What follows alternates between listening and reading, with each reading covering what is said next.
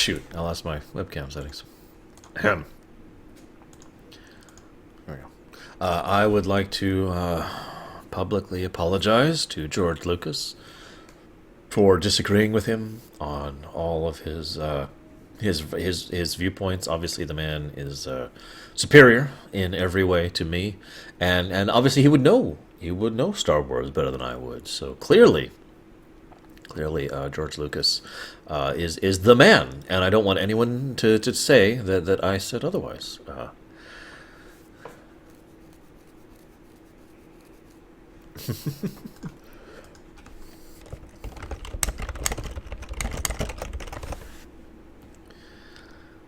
So, in conclusion, I'd just like to say that clearly George Lucas is the best writer of all time, and Episode 1 is the greatest movie of all time. And if anybody else thinks otherwise, well, that is, of course, up to their purview to think that.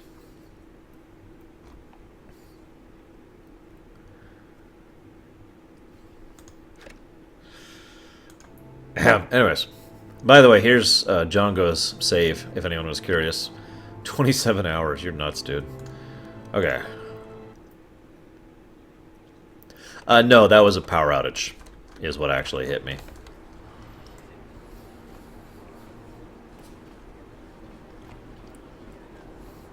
If it happens again, then, well, there's nothing I can do about it. I did just lose all of my local recordings for the first section, which really sucks.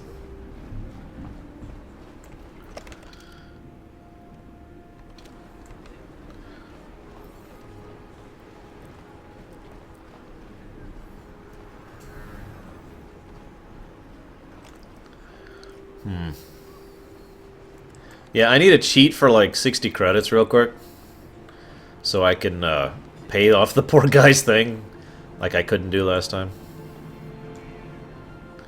Hey, what's up, Karth? Yes, what's on your mind? I'd like to know more about you, Karth. A lot more. Me? Well, I've been a star pilot for the Republic for years. I've seen more than my share of wars. I fought in the Mandalorian Wars before all this started. But with all that, I've never experienced anything like the slaughter these Sith animals can unleash. Not even the Mandalorians were that senseless. My homeworld was one of the first planets to fall to Malak's fleet. The Sith bombed it into submission, and there wasn't a damn thing our Republic forces could do to stop them. Hang on. You're right, the Tor logo's going, because we lost progress on OBS as well. So I had to reset all my settings. There we go. What was our light side, dark side counter at? Because I lost that too, by the way. I need someone to go check, or just to know what it was, because it's gone. What were we at? What were we at?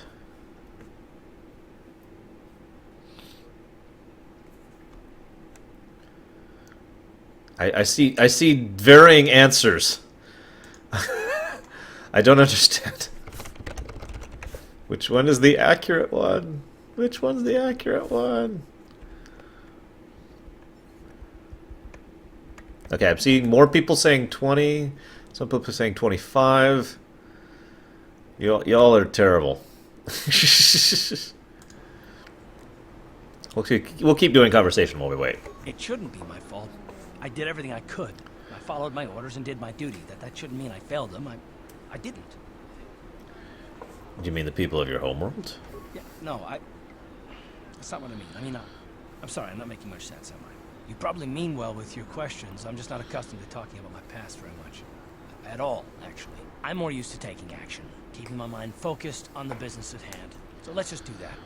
If you have more questions, ask them later. By the way, as an aside, I really like the idea that Karth would actually be more of a dark sider than a light sider. Not evil. In fact, he's actually really squeaky clean good. And yet his mentality is so much in direction towards the dark side. If you think about it. Whee. Alright, let's check the last. Okay, so this put us back to 20, and this was 25, this goes back to 20, then 25, then 20. So I just double checked. We're actually at 20 right now. Which is now 70, apparently. 20. There we go. Actually, in terms of the game, if it'll let me, there we go. Karth is like super light. Here, watch this. Well, okay, he's not super light, but he's clearly light side, as you can see. I disagree completely. I honestly think he would be much more dark side. But, you know, whatever. Moving on.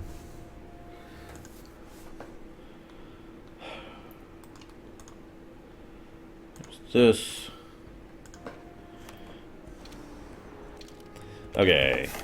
Give credits. 100. There we go. Excellent. Suddenly there's money. Just, it happens. That's what the Force can actually do. It can make money happen from thin air. The Force actually gives you access to the real-life console command. That's how the Force actually works, guys. That's my interpretation of the Force, of course. Davik says you missed your last payment.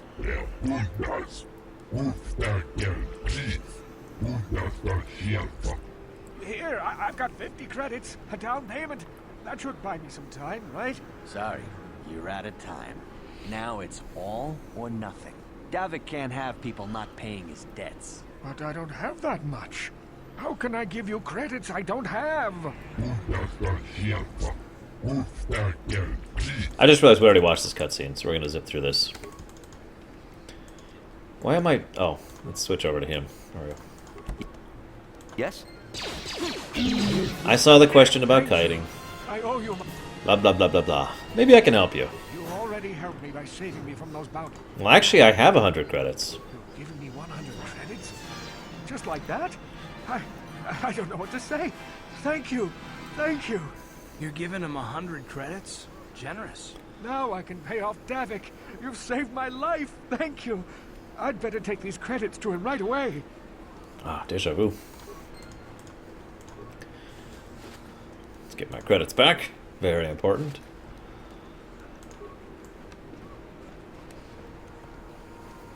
Alright. Yes, I know, Django. I'm not a complete idiot. God, man. Can't you see I'm busy with my duties? Go talk to Zelka if you need something. Okay, I guess.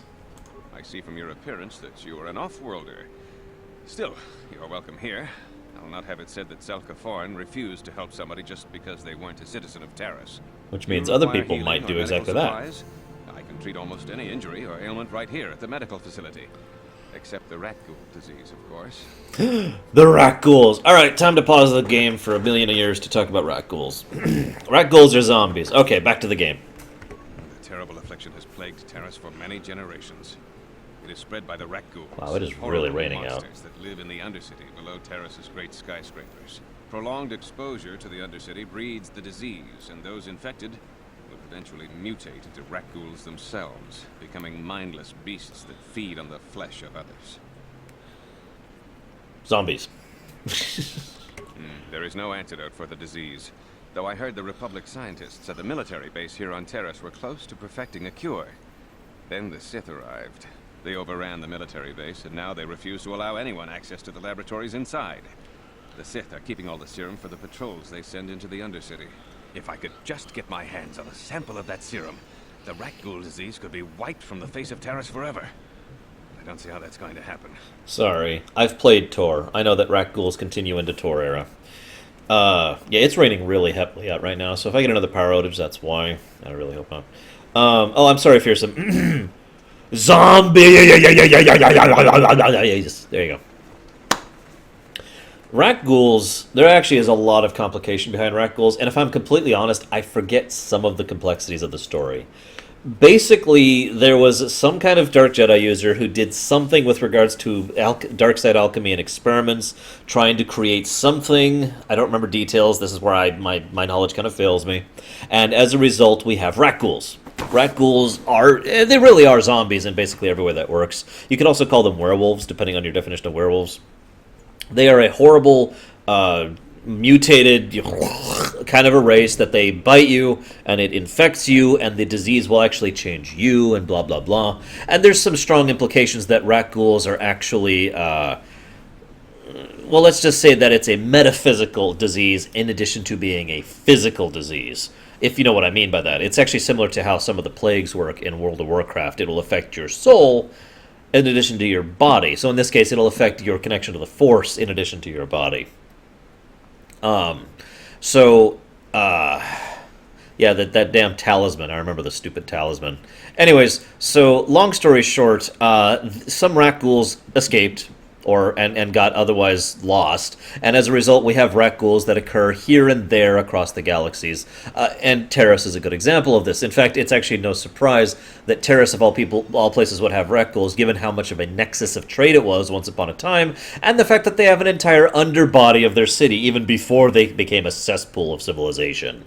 So yeah, there's actually quite a few rat ghouls that are just kind of down there, and if they get you and bite you, you're dead. You turn into a rat ghoul or you die, or both. Both are acceptable. Rat ghouls, if I'm not mistaken, are actually still around in the modern era. I could be wrong about that, but they're much, much less common, unlike, say, in Tor, where all of a sudden rat ghouls are, like, everywhere! And that whole event about rat ghouls. But as we've already talked about the Tor problem. We don't need to cover that again. And yes, Terrantatics, or how the hell you Terranactics, I forget how you say their name. They say it somewhere in this game, are also an example of horrifying monsters that were created thanks to Sith alchemy. Anyways, so that's rat ghouls. Now, I don't like rat ghouls. If I'm just being honest with myself, I feel like rat ghouls were not actually something that added to the Star Wars mythos. You know what I mean? This is just my perspective, of course. But I feel like the rat ghouls were a little bit too normal of a form of a monster. You know what I mean? They're just, okay, they're fast zombies, and they've got the plague thing, and there's the ability to control them, and it's not actually that interesting to me. You know what I mean? And I wish they hadn't actually done anything with that. That is just my opinion, of course. And I know several people who actually really like rat ghouls as a story mechanic. So, I mean, it's not like I'm trying to disagree with them. It's just, for me, I feel like the rat ghouls don't actually add anything to the overall world of Star Wars. Unlike, say, the Terranactics or Terratanics or whatever, which I think do add something. They're this massive, force-sensitive, force-feeding monster that specifically is good at killing Force users. That's cool. That's interesting. And it's specific to Star Wars. And again, it kind of adds to the whole Sith alchemy thing. So, oh, shut up, Lamppost. I don't like zombies. I never have. But anyways, I just like the undead. There's a difference. But no, the Terranakati, they at least are interesting to me, again, for perspective of that. So that's just my opinion on the matter. I'm not saying BioWare did anything wrong. I don't think the rat ghouls detract from Star Wars. I just think they don't add anything. So I'm a zero. I'm a zero on the matter. So maybe I could get my hands on that serum for you. I don't see how anyone could get their hands on that serum. The military base is crawling with Sith guards. Breaking in there would be a suicide mission. I suppose the Sith patrols in the Undercity might have a sample of the serum on them, if they hadn't already used it because of a rat ghoul infection. But I doubt a patrol would just hand the serum over. And nobody is stupid enough to attack one of the Sith patrols, even in the Undercity. I guess that is true, Niruki. Am I saying that right? Like I said, the rat ghouls are just a neutral for me, overall. There we go. Now, in response to Pandemonium's question, I have never actually been interested in the idea of... I shouldn't say interested. I've never agreed with the idea of sins of the father. I've never agreed with you being punished for something your family did. That's not cool for me. That doesn't even compute for me, if I'm being blunt. But whatever. Now, the Yasumari? You have to remind me. Because I thought you said the Zalamiri for a second, and you didn't. But anyways... don't worry, Zelka. We're light side. Please, don't say that. If the Sith hear you, they might think I'm suggesting you start attacking their patrols. They could shut me down. I only mentioned the serum because you asked. I don't actually expect anyone to get me the serum. Now, is there anything else I can do for you? No. Peace. Goodbye, and good health to you.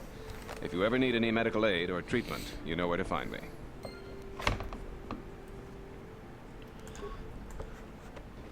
And now... Psst, you there. Wait a minute. I need to talk to you about the rat ghoul serum. I've got an offer for you might want to hear.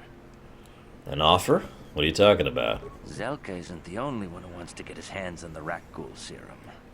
Davik Kang will pay you 10 times what Zelka can if you can get the cure.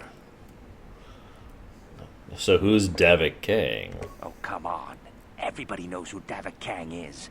He's the big boss around here. Gambling, smuggling, extortion. He's got a piece of all the action on Taris. As an aside, the exchange was designed as a deliberate homage to the Black Sun, as presented in Shadows of the Empire. I'm not saying that's a bad thing, because I think they did some interesting things with the exchange.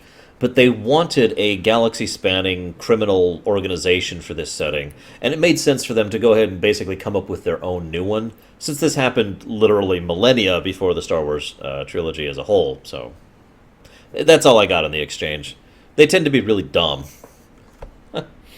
I prefer to think of him as a role model. He started with nothing, and now he's got it all. Credits, power, women. It's the Tarisian dream, right? Wait. Having it all is defined as having power, money, and females. These guys think really small, don't they? However, that's actually a lore point. They are actually thinking small. That's the whole idea. This is petty. The concept behind this guy, there's another guy who makes this point more clear, but the concept behind this NPC and why they show him is that he is petty. And if you want to interact with him, you can go ahead and increase your own station, barely, but ultimately you are being petty as well in doing so. The idea of not actually having real ambition. Now, this is not something that's necessarily a bad thing from a storytelling perspective. It's good to show that some of the characters, bad and good, are down here, are much lower in terms of tier or scale or power or wealth or ambition or intellect or whatever, compared to the mighty galactic events that are going on. People want to influence the entire galaxy. This allows you to get more of an idea of scope, of scale, of the idea of the fact that this is a galaxy you're working through, rather than just an adventure. So Davik's interested in anything that can turn a profit. He could make a fortune selling the serum to anyone infected with the disease. Not like Zelka, who'll practically give it away.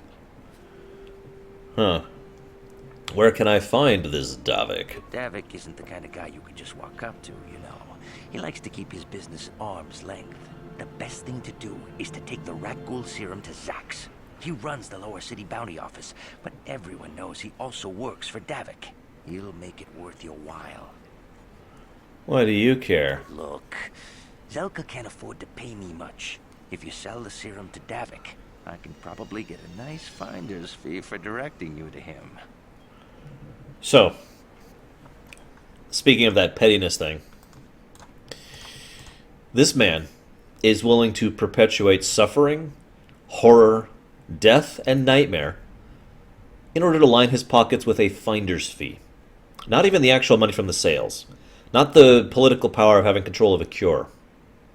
A finder's fee.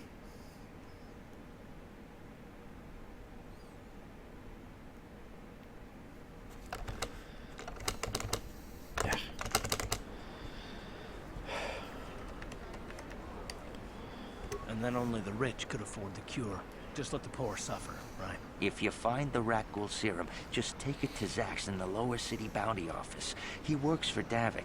He'll pay you what that cure is really worth. Oh, trust me, we're going to talk about real pettiness when we get to the Underdark, or the whatever it's called. Save.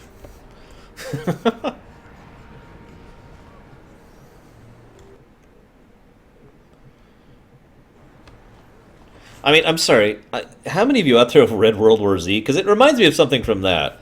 It's the idea of, like, well, we've got a zombie apocalypse going on, but I could make a few extra bucks if I prevent it from happening. Or prevent it from being cured. Oh, right. I keep forgetting to go into the back room. Hang on.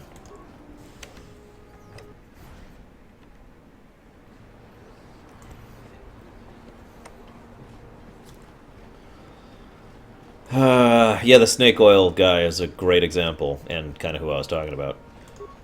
No problem. Got it. Da-da-da-da-da. Oh my god, What are you Jedi! doing? Don't go in there. That door is for employees only. Actually, they're Republic soldiers. You recognize these soldiers? Oh.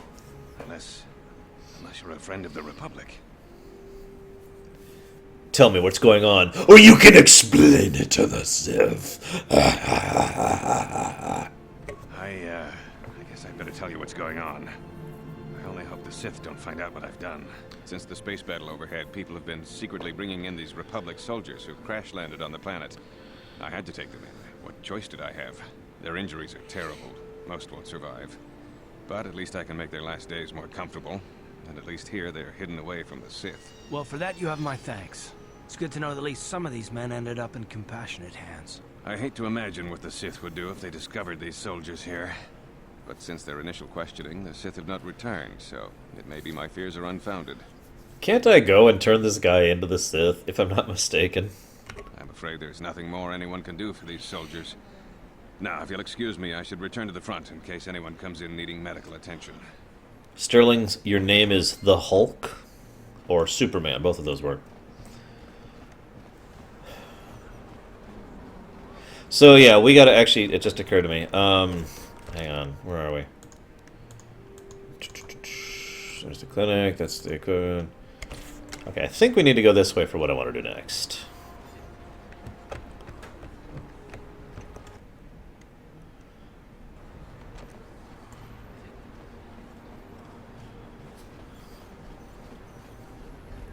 I have not Pandemonium.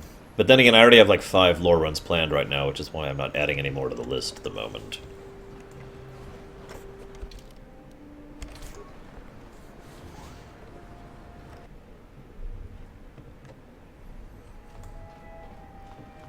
Oh, don't worry. We'll be playing Pazak, and we will hate every moment of it. No problem. Got it. I'm not sure, Sirani. Ask me again in a bit. Hey, guys. Hey, what's up? I remember when a person didn't have to worry about thieves rummaging through their home. Oh, well, I'm sorry. I'll leave you alone.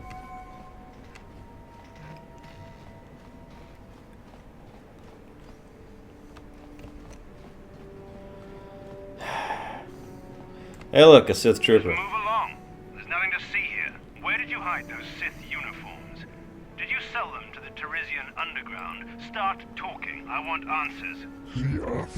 Please, I'm only a visitor, trapped by your quarantine. I know nothing about the Tarisian underground or your missing Sith uniforms.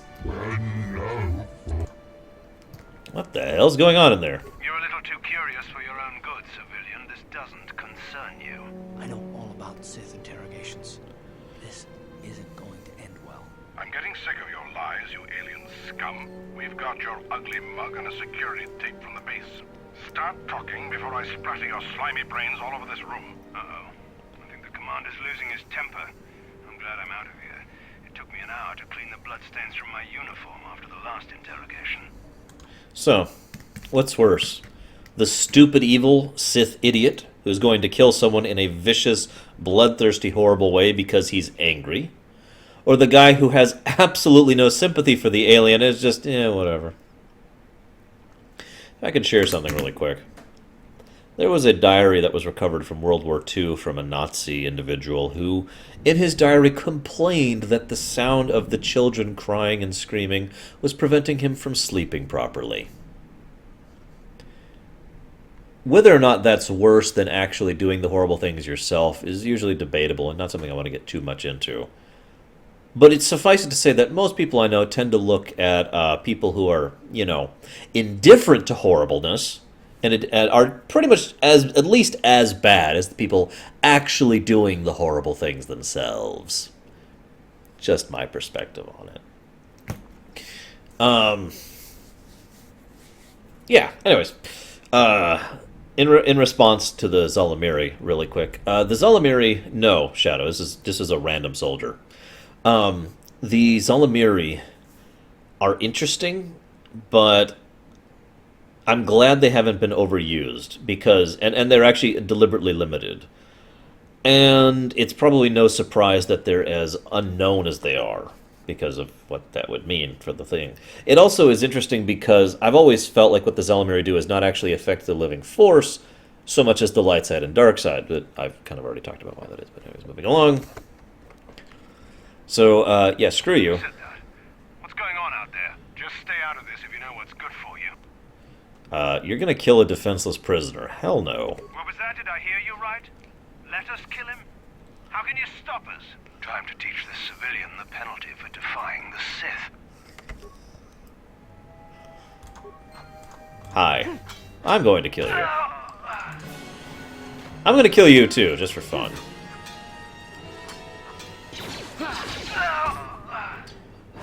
Well, they're dead.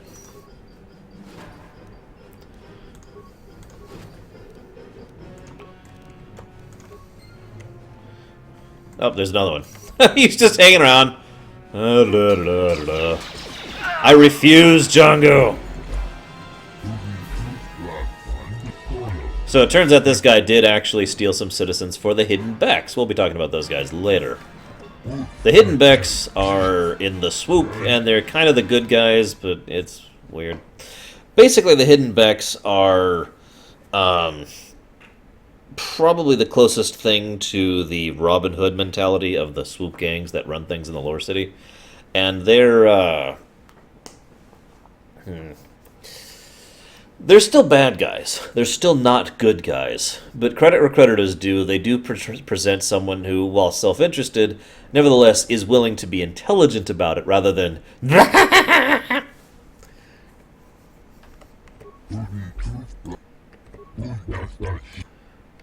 Okay. Aw. Okay. See you around. Okay, so. It's okay. We got a thing. Loot, loot, loot. Ugh. We are now one with the Sith. Just for you guys.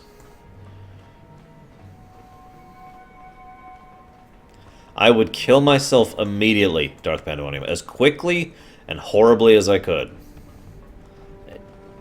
Just leap into a vat of magma if I had to. See you around, Shadow. Got it. Hey, what's up? You're with the Sith, ain't you? Oh, sure. I recognize the uniform. What do you want? I haven't done anything wrong. If you want to search the place, go ahead. I won't stop you. I've got nothing to hide from you. Okay. Now I'm going to change this right in front of you. Behold my power! Please, please don't hurt me. You don't have to kill me. I'll have Davik's money if he just gives me a little more time. Please. I don't want to die. Here, I've got 50 credits on me. That's all I've got. It's yours. Just don't tell Davik where I'm hiding, okay? I'm begging you. What in God's name are you babbling about? You mean you're not here to kill me? As I'm holding this sword, like, pointed at him. Davik's bounty hunters. If you're not here to kill me, what do you want? Damn it, thank you, Django. Bzz. Maybe I could help you with your problem with Davik. I don't think anyone can help me. I owe Davik money, and I was late with the payment. So he went to Zach's in the bounty office and put a price on my head. I've been hiding here ever since. But sooner or later, someone will find me. Unless I somehow come up with another 200 credits. I'm a dead man. Well, I'm light side, so here you go. Ignore the sword. You'd give 200 credits to a stranger just to help them out? I don't believe it. Well, thank you. Wow, that sure was generous of you. I just hope we don't end up needing those credits later on. Now I can pay off Davik. Gee, Oh, Karth. thank you. You've saved my life. I better go give this to Davik right away. I like how that's the second time Karth has called me out for for giving money to someone. It's great. Okay, this is yep, that's everything here. Moving on.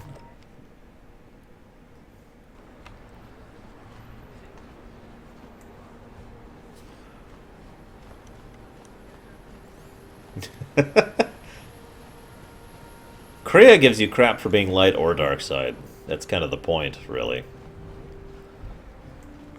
Hey, look, drunk people. Where's this planet coming to, huh? Shlommy's just walking around the upper city. Shouldn't you go to the Lore says you belong, Slummy? Oh, this is rich. Yeah, like he said.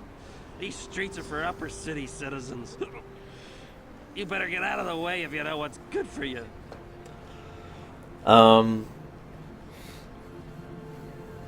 Well, I could persuade them that we're all cool. I could persuade them that I'm going to beat the crap out of them. Or I could beat the crap out of them. Gosh, that's actually a tempting offer. Because, I mean, you know... Why don't we go ahead and chat with... Why don't we chat them down? Hey, guys, you know, we're friends. Let's buy you a drink. A drink? Hey! For a Shlummy, you ain't so bad. Come on, boys. This Shlummy's buying the next round. No way, forget it. No more drinks. We're late enough as it is. Yeah. I guess you're right. Maybe next time, Shlummy. Come on, fellas, let's go. Guys, my new name is Shlummy, for anybody who's curious. Shlummy they all. And now let's talk about how racism is good! Listen to me, people. There is a terrible scourge sweeping our planet. Uh-oh. Heed my warning. What do we do? How do we stop the scourge? Friends and fellow humans, I bring you a warning. A warning of a great plague spreading across our planet. Please, listen to me. Wait, guys. I knew it! This is it. They're aware of the Rakghoul situation, and they're going to try to stop the plague. We are on board with this. We're going to help everything. So let's. Are you referring to the Sith, or are you referring to the Rakghouls? I am speaking of the hideous-looking aliens who walk the world of Taris. The Wookiees and Ithorians and Rhodians and Bith, all of them. Listen, friend, for these are dark times. That is why I, Gorton Kolu, have formed the Anti-Alien League. The time has come for action. We cannot sit idly by while aliens blight our glorious planet. I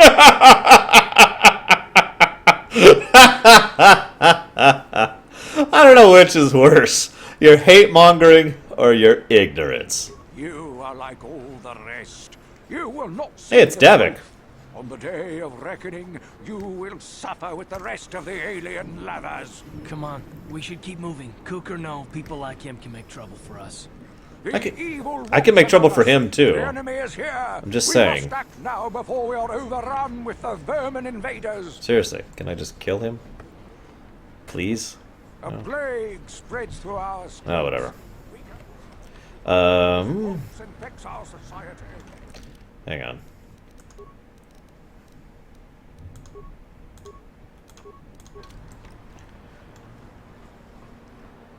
Listen to me, people. Greetings, my Sith friends. Rest assured I have all the proper permits to be here, spreading my message. Feel free to stay and listen if you wish. You'll find my message most enlightening. Yeah!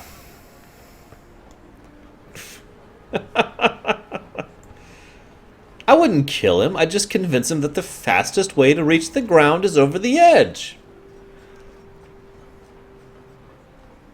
You're one of them Sith, ain't you?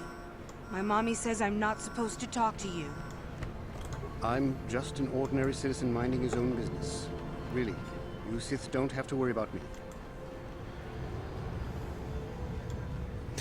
I'm actually looking for the arena, and I feel stupid because I'm not finding it.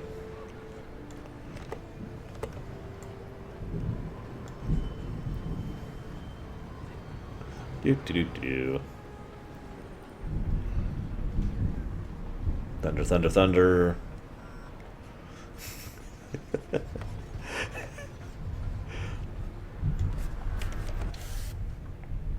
the hell's the cantina?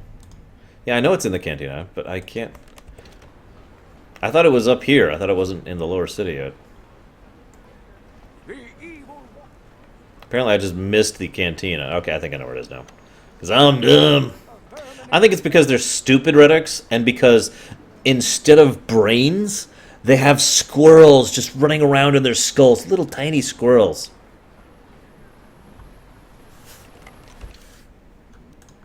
You know, it just occurred to me, I have this button that I almost never use. There we go. Just think, guys, unlike when we did our test run, you won't constantly hear dong every time I load a new zone. Dong. Dong. Dong. New zone.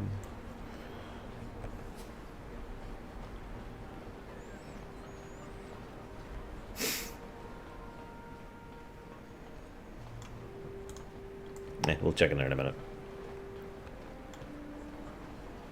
Actually, they are Niruki. How did you know? Hey, what do you think you're doing? You can't go into the cantina while you're on duty. I'm not on duty. Then you shouldn't be in full uniform. If you're off duty, go change your outfit. If not, get back to your patrol route. Oh, of course. Hang on. Let me just stab you in the face. There we go.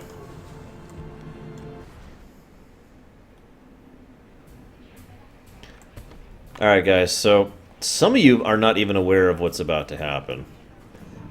I know at least some players have never seen this happen. I can't believe we couldn't get arena tickets for this match. Now we'll have to watch the duel on the view screen. Who cares? It's Duncan and Gerlon fighting. It's not like we're gonna miss anything good. Shh, they're about to start, so quit complaining and just watch the view screen. Ladies and gentlemen, I draw your attention to the dueling ring. Here, two combatants will battle for your viewing and gambling enjoyment. Now, I hope all your bets are down because we're ready to roll. In this corner, I give you Gerlon Two Fingers. And over here, looking to climb the ranks yet again, is the ever-persistent... I bet 3 muffins on Duncan. Duncan's got this, guys.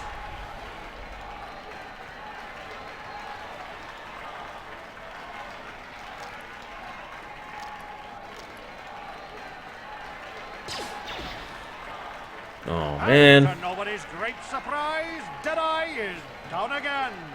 Don't worry, folks. He's just unconscious. As usual, our medics will have him up and about in a bit. Well, that was quick, wasn't it? So I give you the winner, Gerlon Two Fingers. Damn it. Alright. Here's 1 muffin, 2... Alright, there you go. 3 muffins, guys. Let it never be said I don't pay my debts. What are you looking at, fresh meat? You want a piece of me? You want to step in the dueling chambers with me? Who are you? I'm Deadeye Duncan, the number 5 ranked duelist in this cantina.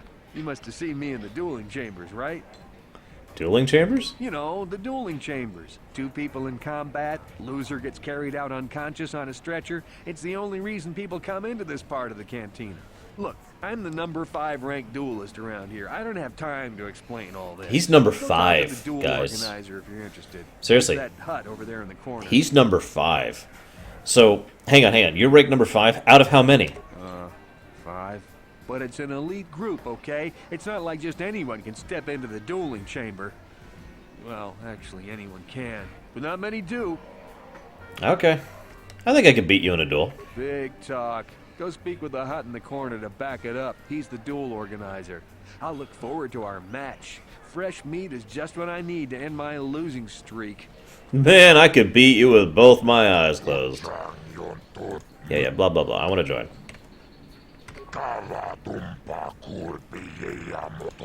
Death matches are illegal. You get 10% what you want. There's certain things. And blasters, and nobody ever dies. How come I get the feeling you're trying to take us for a ride? Energy suppressor fields, which makes no sense because that wouldn't affect freaking swords that vibrate and are made of metal, but whatever. We'll ignore it. Yeah, okay, let's do it. The mysterious stranger. This is for the best. We could use those credits from these duels, but using your real name is too risky. The Sith might have come across a crew manifest back on the Endar Spire. Ready for your duel? Let's do it. Alright, let's do it. Alright, guys, I bet 10 muffins that I'm going to beat Deadeye Duncan. I mean, after that last match, I've got to crush him. Very special presentation in store for you. You've seen him lose night after night after night, but this time he's after fresh meat. In this corner, I give you Deadeye Duncan! And in the other corner, a relative newcomer to the Taris dueling scene, emerging from the shadows with no history, no past, and no name, the mysterious stranger! Alright guys, I can do this. I can beat Deadeye Duncan. Like I said, I got 10 muffins down on this.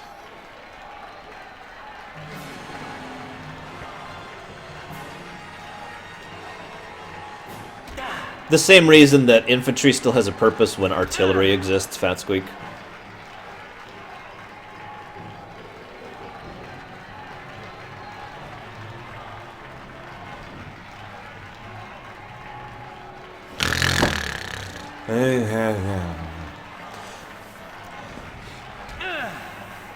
He is, you know, Redix has a good point. This guy is the 5th best ranked duelist in Taris.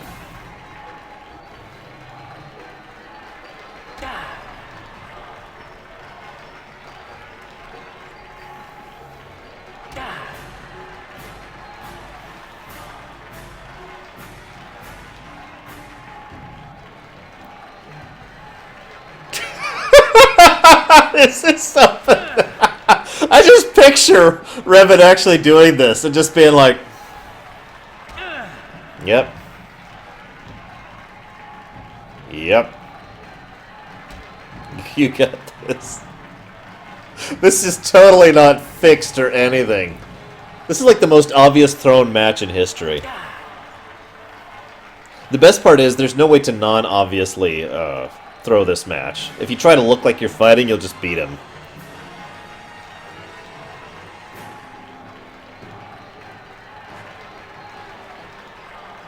Oh my god! Come on, dude! Oh my god! The crowd's like, he's still hitting him! I don't believe it! He's actually hitting him! The stranger is down! The mysterious stranger is down! Yeah, Revan's just sitting there. Where's my phone? Revan's doing this while he's getting hit. It's impossible we have a new contender for the title of Worst Duelist Ever! Only time and a possible rematch will tell! So I still to this day know some people who don't know you can lose to Duncan.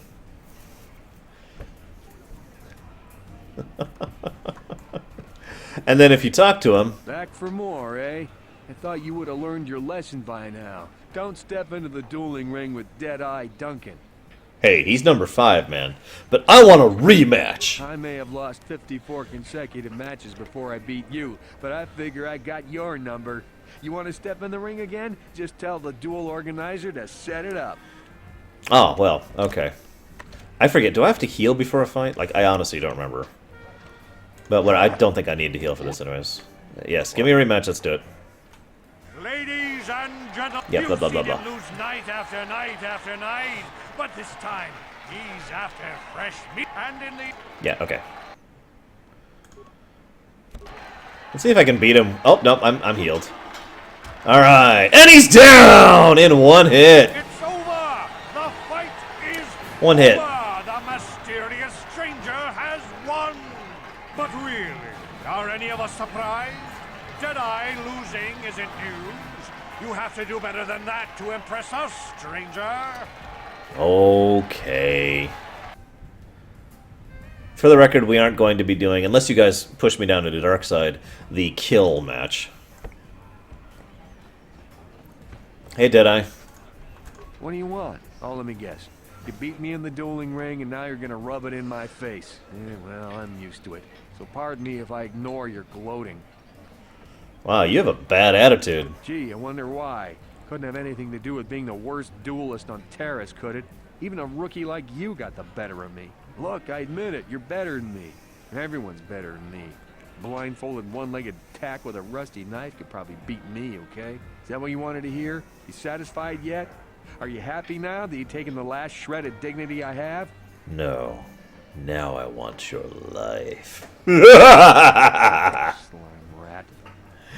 Okay, you don't get dark side for what? For just being a dick to him. Yeah. Money. everything he says is the same thing. Oh, you won. You want to fight the next guy? Here's the thing. Blah, blah, blah. Let's do it. So now we're going to fight Two Fingers. Let's do it.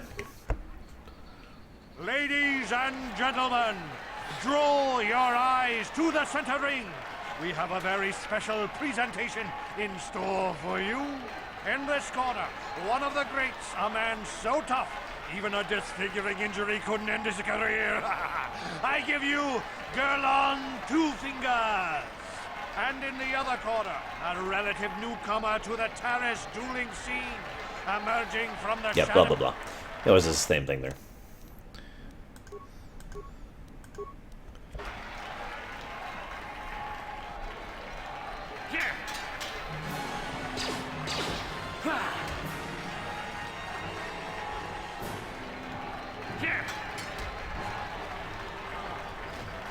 It's over! The fight is over! The mysterious stranger has won! Gerlon losing to a rookie. Is this a sign that his injuries have finally caught up with him? Or is the mysterious stranger for real? Only time will tell.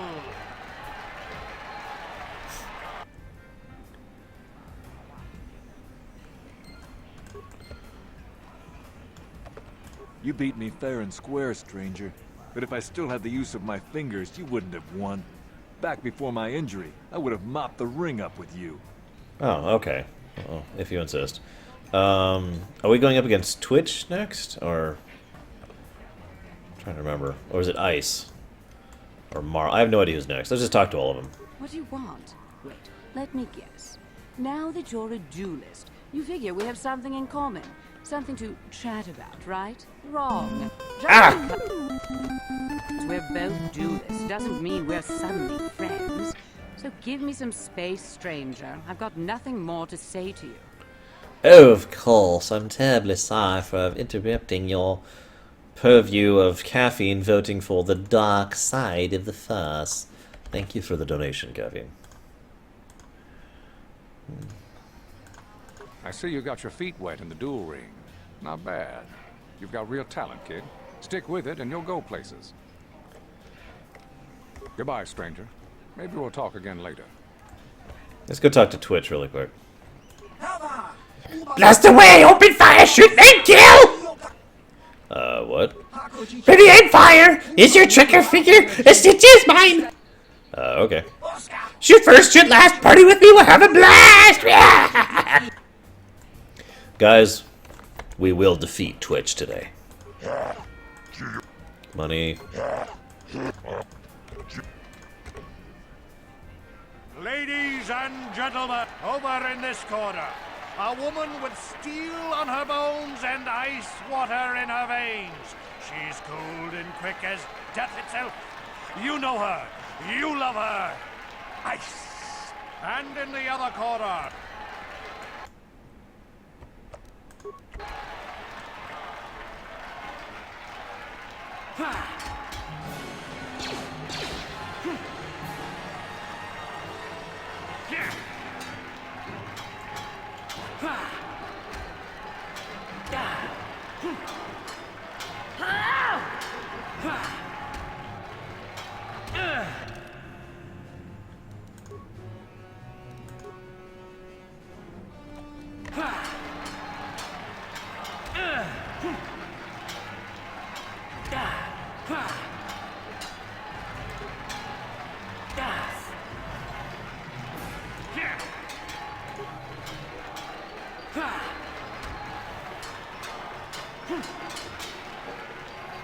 Nice to see you. it's over!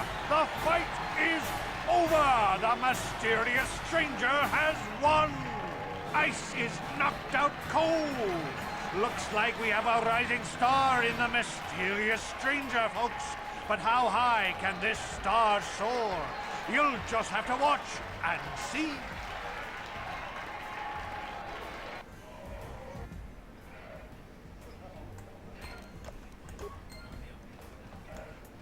I've never been one to shy away from the cold, hard truth, so I'll just come right out and say it. I can't compete with the likes of you, stranger. I know when I'm overmatched. You're good. Very good. But you're wrong if you think that means I'm suddenly going to warm up to you. Truth is, I really don't have anything more to say. So you might as well move on. I guess she just couldn't take the heat.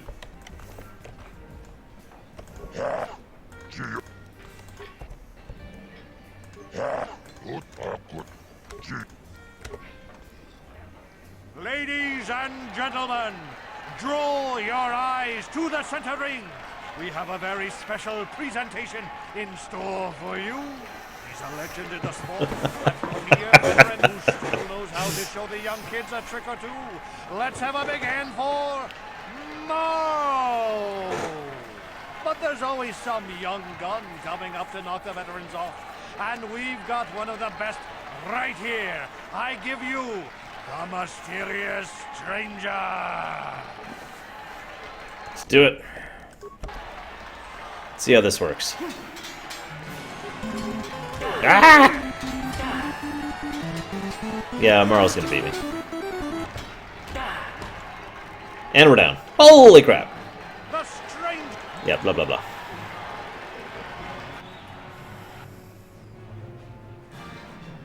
Well, that hurt. I claim that the donation is what distracted me.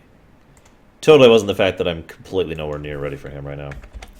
Fun fact, I usually do this entire thing even when doing the level 2s thing. But then again, I usually actually have a lot better equipment at this point in time. Yeah, I have like no equipment at all. In fact, I literally have no equipment at all. I have the prototype and clothing. So, yeah. That's okay. It's totally acceptable. Let's go talk to you, I think. Hello there, youngster. Yep. You interested in buying the Pazak deck of an old man looking to get out of the gambling game? Just 50 credits and I'll sell you all my cards. I'll even throw in a free lesson to boot. It's a great deal, if you can afford it. By the way, Frozen, out of curiosity, what's the best vibroblade in the game? Does anyone know what that is? Yeah, sure. Glad to see you're interested in the grand old game. The rules are pretty simple. Here, I'll load them up into your data pad so you can check them out anytime you want. Good luck. I hope the game's as good to you as it was to me. Now, is there anything else I can do for you? That's, Of course. Let's go play Pazak! Taris is awesome, and I love Taris. The end.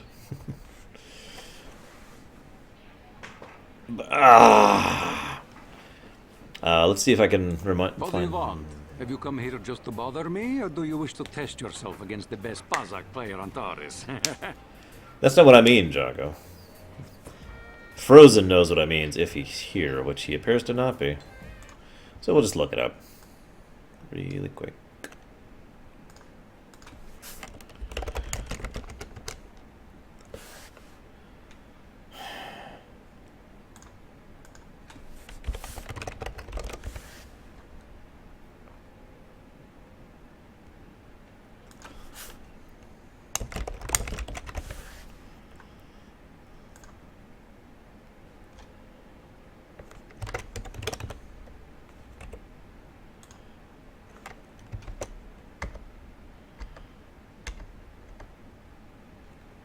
There it is. I'm going to enjoy relieving you of your credits almost as much as I'm going to enjoy humiliating you. So, for the record, I actually really suck at Pazak.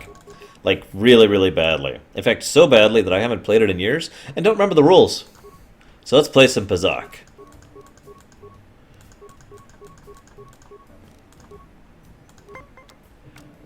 I don't even remember what I was trying to do. So here's how you play Pazak. You play a card, like that.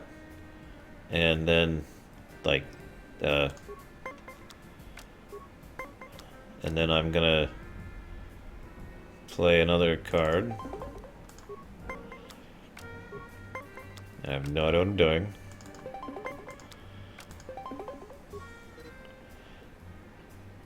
Yeah, we tied! Yay! It's blackjack, apparently.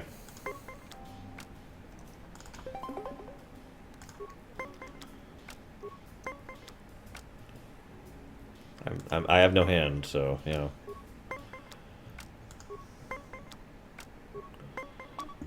Yay, I lose! Yes!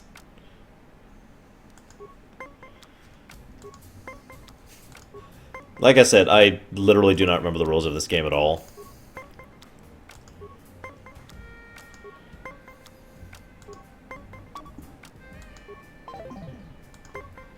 How do I quit this thing?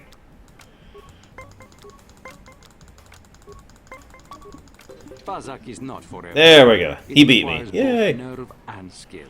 Perhaps you should practice before risking your credits against such a skilled player as myself. Unless you like losing. I love losing. If you ever wish. Yeah, blah blah blah. No, I lost credits. Give credits 40. Yay! I took my credits back. I haven't played blackjack in a while, but I do know how to play blackjack. Yeah. I don't care, by the way, guys. I don't want to play Bazak. I just wanted to show it off.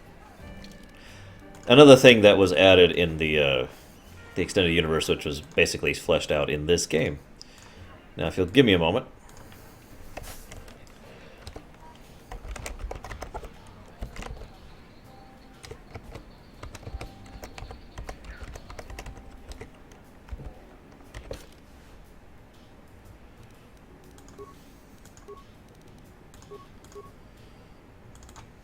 So you mean this assault blade, right? This thing right here? Alright, excellent. I think the Mandalorians overall are variable.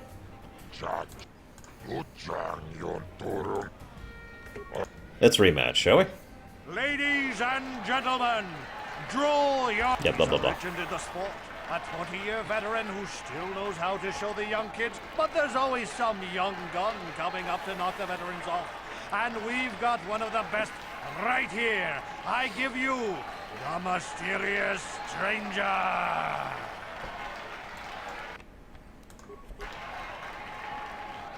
Ha! Ha!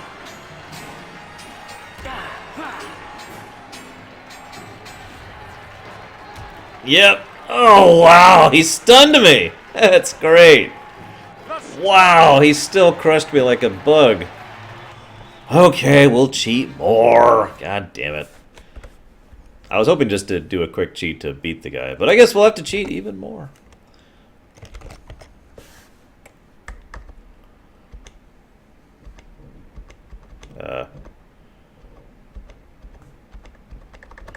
Hang on. I refuse to kite. I literally refuse to kite. I would rather stab myself in the eye than kite. Here we go. This is what I want.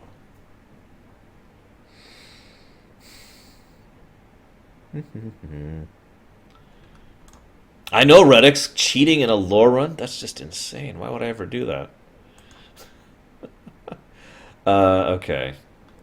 I don't actually know... Hang on. Because I can't actually equip the best armor right now. I know that for a fact. So let's try the light armor, which is this thing? No, that's not it. Oh, here it is. Okay.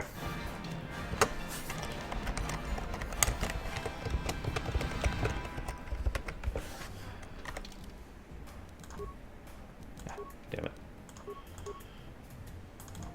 We're going to put that on. Behold the power. Alright, take two. Take two. Three. Take three. Lady, he's a legend in the sport. A 20-year veteran who still knows how to show the young kids.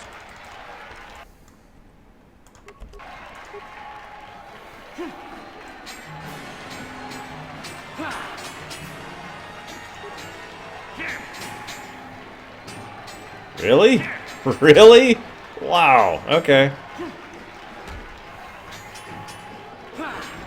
That's fine.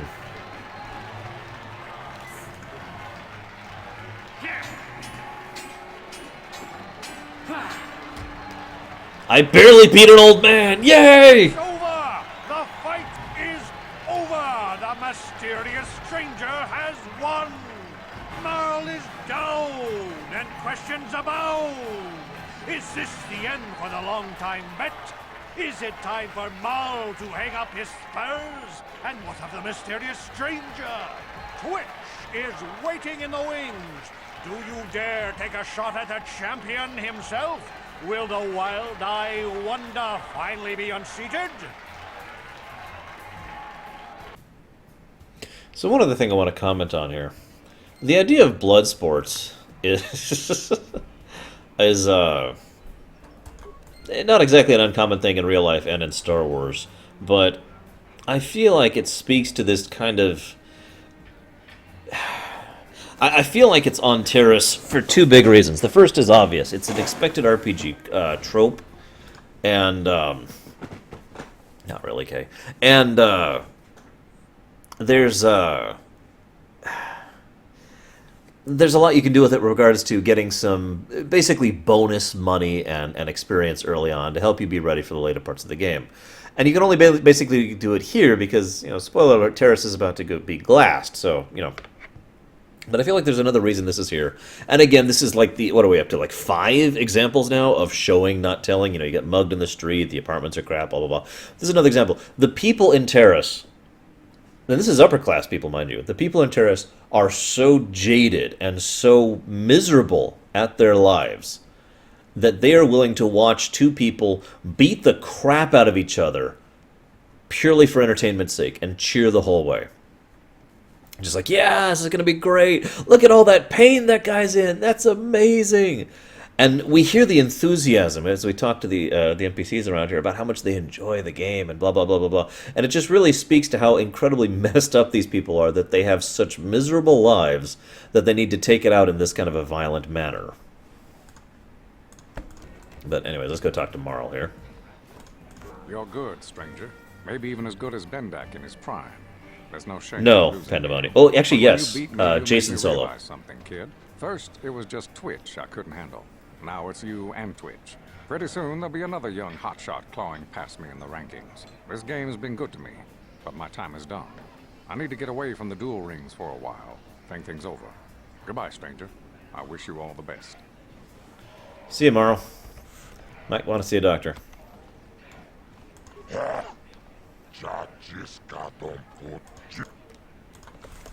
Alright, guys. It's time to fight Twitch.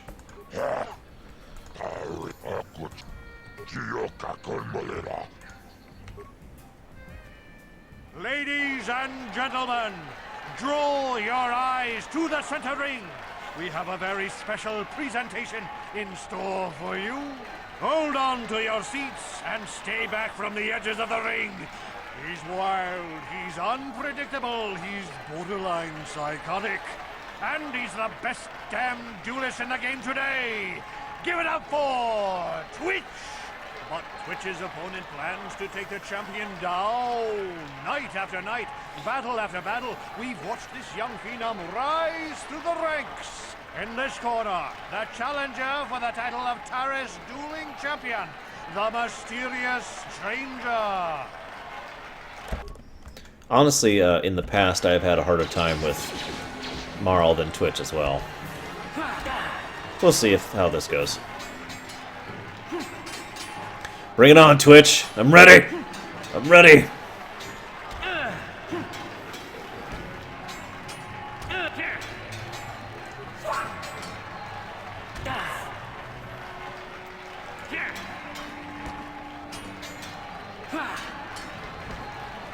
Oh, wow.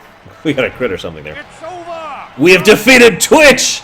I hit stop stream as a joke, but I don't want to do that. Twitch's reign of terror is over! Ladies and gentlemen, we have a new champion, the mysterious stranger.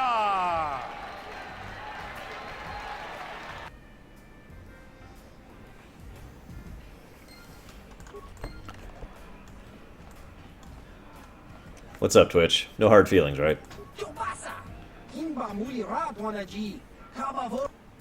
Guess not. Give me my money.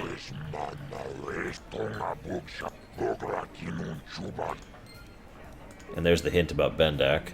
Now this is funny. Let's talk to Deadeye. Wow, you're the new champ. Congratulations, I guess. You know, when you started out, I actually thought I'd be able to crawl up from my last place ranking for a while. Shows what I know. Enjoy your time at the top, stranger. Sooner or later, someone will come along to knock you down here with the rest of us grinders. I think we're done here, quest-wise. I don't remember, because there's two cantinas on Taris, and I don't remember all the quests in both of them off the top of my head. Oh, no, hang on. No hard feelings, my good man, but I can't really talk with you right now. It's difficult enough to draw the interest of the ladies in this establishment as it is. Surely you understand what I'm talking about. I'd guess you've experienced many lonely evenings, something I'm hoping to avoid tonight. Actually, ironically, Revan in canon is quite the ladies' man, or at least quite the catch. And of course, he gets Bastila, so, you know, there's that. Hey, I've been Bendek. watching you on the dueling ring. Not bad for an amateur. I'm tempted to come out of retirement and show you what it's like to do battle against a real champion, but I only fight in death matches. And not too many people are willing to step into the ring knowing they won't ever come out.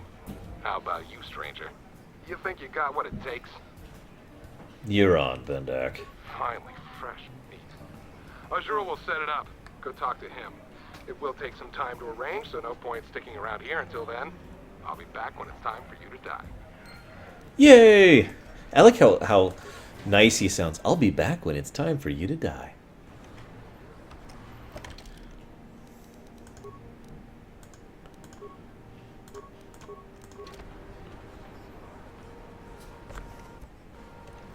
We haven't decided if we're killing him yet, but I wanted to set it up so we have the option.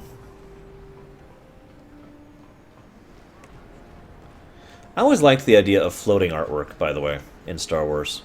I mean, I like floating artwork in general, but this one, it just, I don't know, it just fits. Darkseid Pandemonium? Easy answer, because he likes to make things happen. Ergo, Darkseid.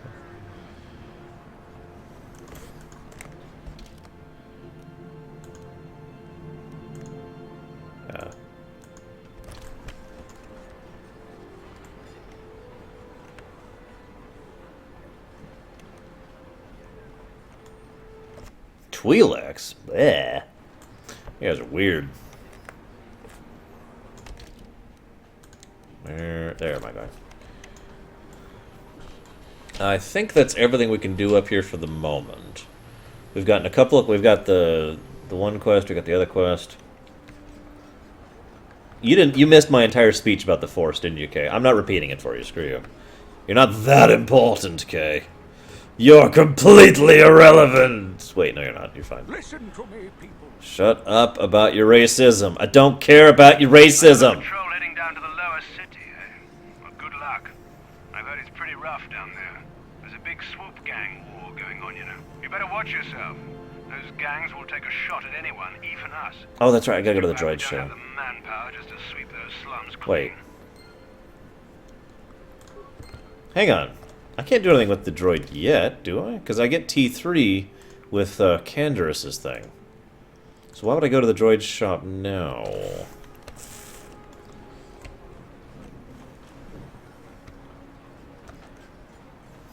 I like how casual the racist is. The evil walks among us. The enemy is here.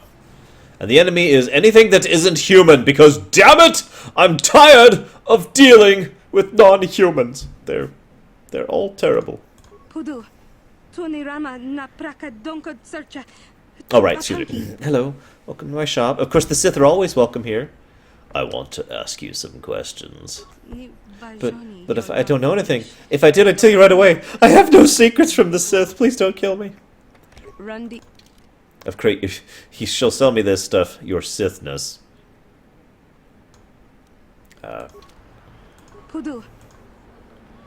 Right, I can't actually. Hang on. Back to my clothing.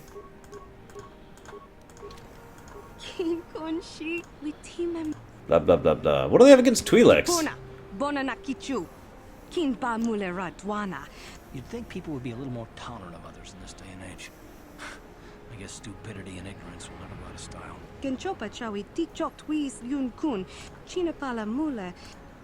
Utility droids? Okay. Kakin cha nak. Tell me about this top of the line T3M4. Bona na kachu. Kicha badwang. Wanga kum kiba bu mulerag. Mucho shakapaka. Oh, okay. Well, never mind.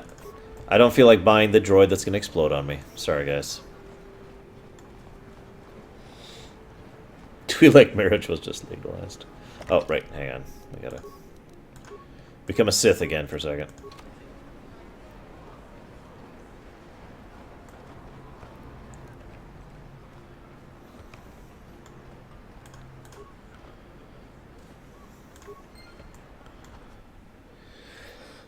I don't care about a refund.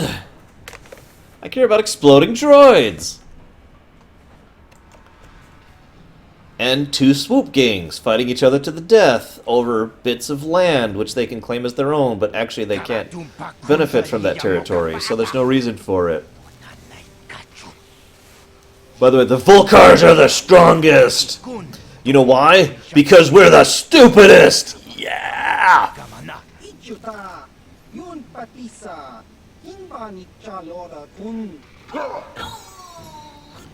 By the way, obvious parallel between the Sith and the Jedi, the Vulcar and the Hidden Becks. They're both stupid, and they're both wrong.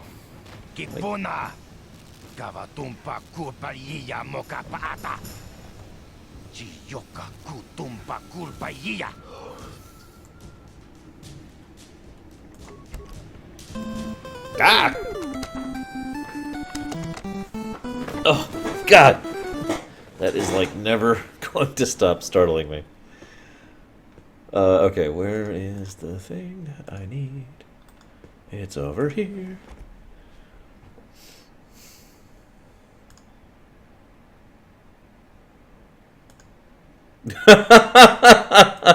Okay, Nerazez, you got it. I'll go set it up. So, that's gonna be Hem 1.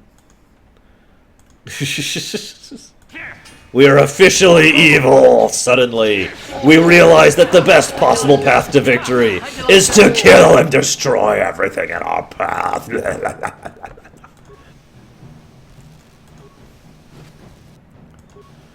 The only thing worth doing anything is worth doing anything that involves stabbing people.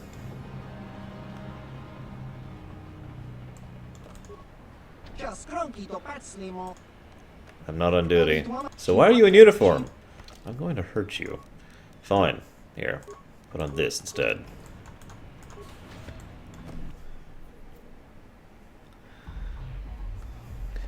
Quick, quick, where is he? I need to hurry now. Before someone else donates. I need to be evil before people donate. No! Awesome cutscene!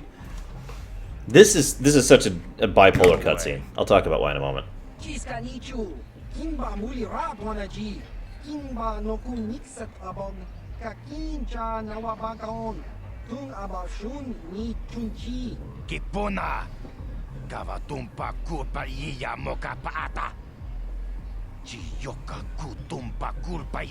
One. Oscar, Uh-oh.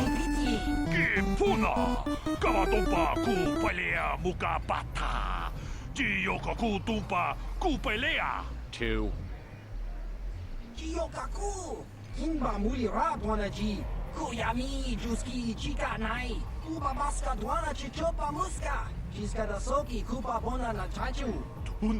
Podo, Rananu Prata Donko Shirkasha, Jum Apike. Three.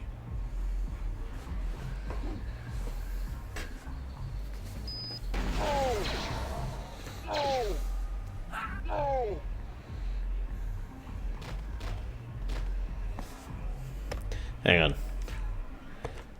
Quick save. Pause.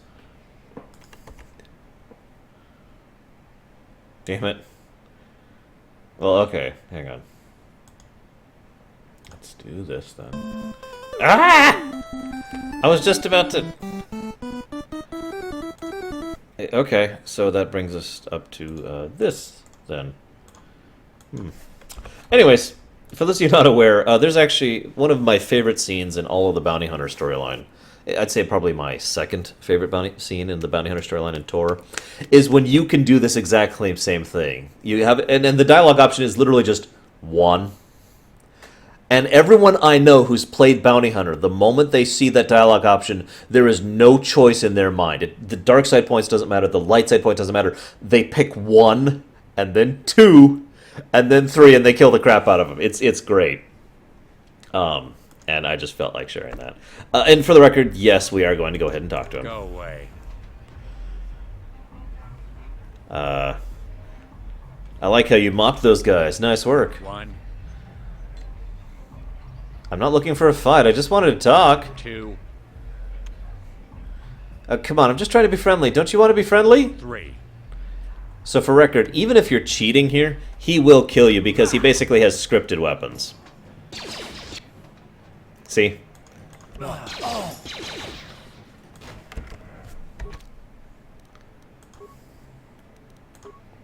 Like, he literally has scripted weapons, so he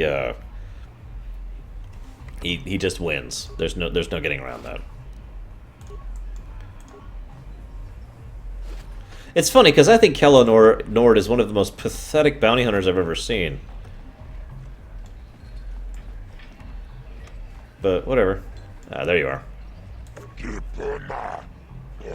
So this is the bounty hunter guy. I guess I can do that now near his ass because it doesn't matter now. So let's go ahead and push this up to 11. The rest of Nero's Az's donation. Ah! I just updated it! Oh my god.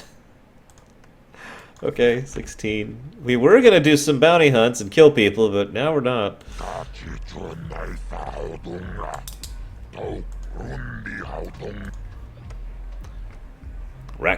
No. I want bounties.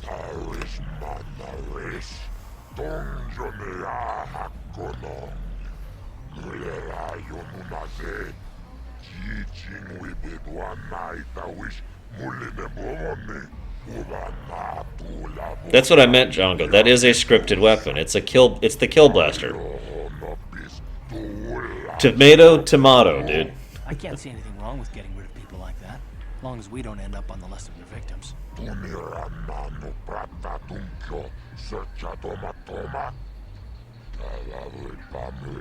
Hey, Largo and Dia. I remember those two. I don't know about Davik's special contracts. Justice is one thing, but doing a crime lord's dirty work is something else. Okay. We can now get money for killing Bendak, assuming we do that. We can't at the moment because it's dark side.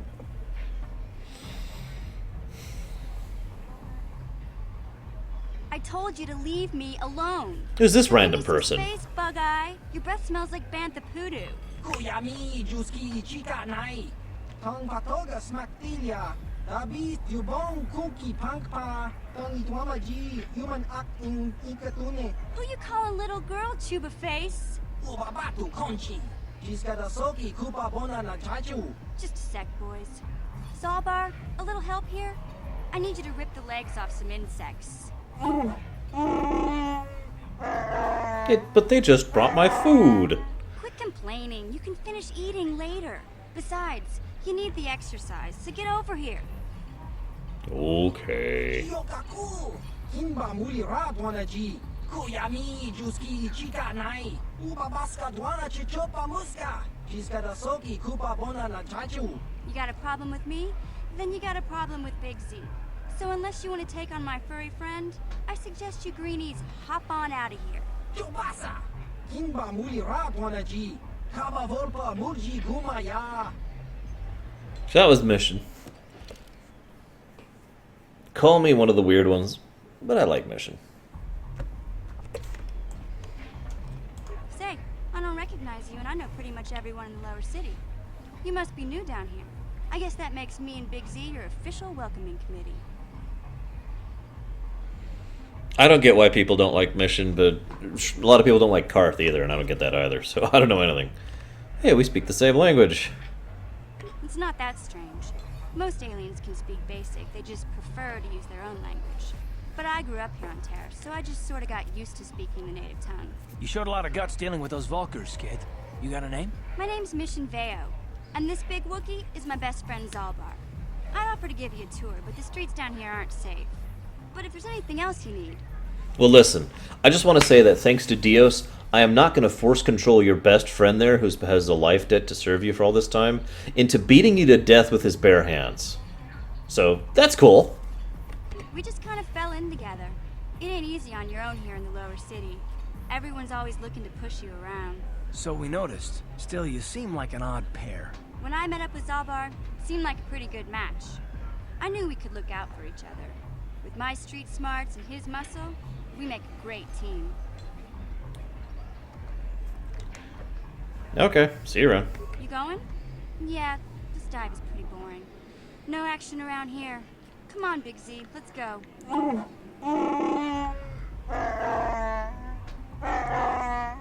Can't you think about something besides your stomach for 5 minutes? Come on.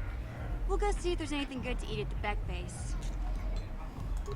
By the way, it's been asked before if someone donated $1 grillion, would I kill Mission? The answer is no. See, the thing is, I have this weird thing when I give my word and I keep it. And I didn't just say, oh, I won't do it. I gave my word that I would not do that horrible, horrible, evil act. So I won't. Sorry, guys. I'm a man of my word. Let's see if Karth has anything new to say. Taris? The planet's all one big city, but its golden years are long past. And things have gotten worse since the Sith occupied it. From what I hear, the wealthy live on the tops of all the towers, and if you're poor, you live down in the shadows. And it gets worse the lower you go. Well, that's all I can think of, at any rate. Thanks, Karth. You got it. That was a large donation. Thank you very much. Do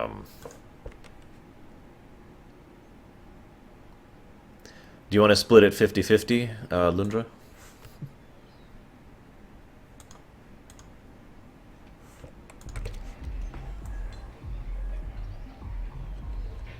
Guys, I just got 50 credits.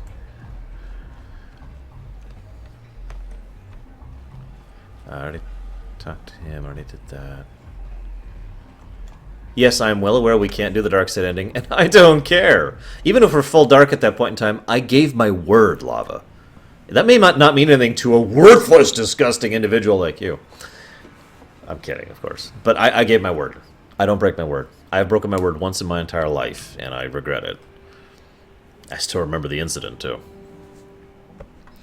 Oh, shut up, Samurai. You know what I mean. Okay, so we've got the thing.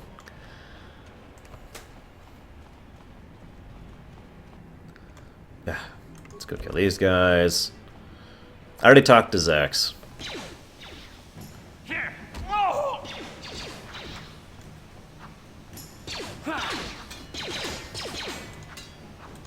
The reason it's on, Sean, is for me, not for you. Does that make any sense? It's there to let me know I have a donation. Otherwise, that's actually the whole reason I made the donation thing in the first place, was so there would be a notification that I would know a donation came in. Because in the past, I relied on email notifications, which I haven't even gotten email notifications for the ones I just got, for example. They're unreliable as hell. So that's why the sound is there, Sean.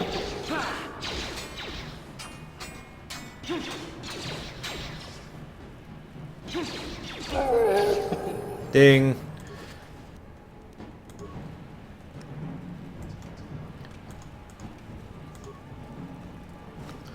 So, I'm trying to think if it's worth talking about swoop gangs. Do you guys think it's worth talking about swoop gangs?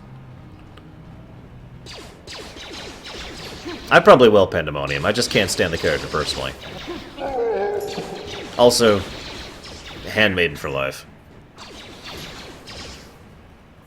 How'd you like that?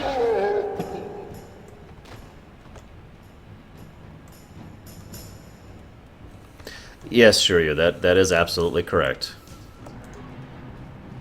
For those of you that are not aware of the actual story, people were asking if I would go ahead and do the hideously evil, kill Mission Vow by her best friend thing. And I said no, And then after thinking about it for a minute, I was like, okay, in the interest of pragmatism, if someone donated $1,000, I would go ahead and murder Mission Vow in a horrible, horrible way. And then someone donated $1,000 for me to not do that. I have no idea Reach Network. I haven't even looked. So, yeah. Alright, time to kill lava! Wait, we're not dark side right now. Okay, I never got an answer, so we're just going to go ahead and put 25 of this towards this, like I was planning on it. Spin, spin, spin. So that would be, and then 25 towards this. This is where I keep track of the TOR donation incentive, by the way.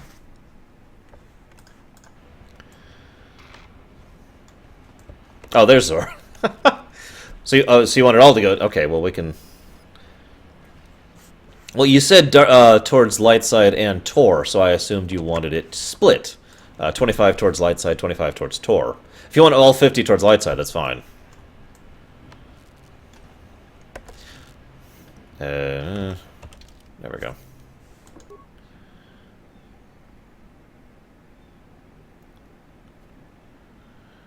What am I doing? I'm doing this.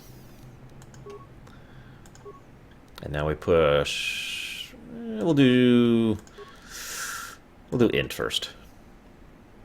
You don't have to split it, Zora. I was assuming that's what you wanted to do.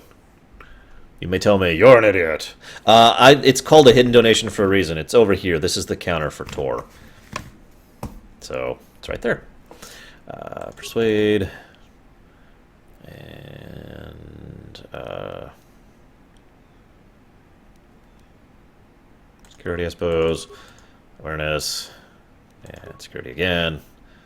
Sure. We will be playing all of them, Sparta.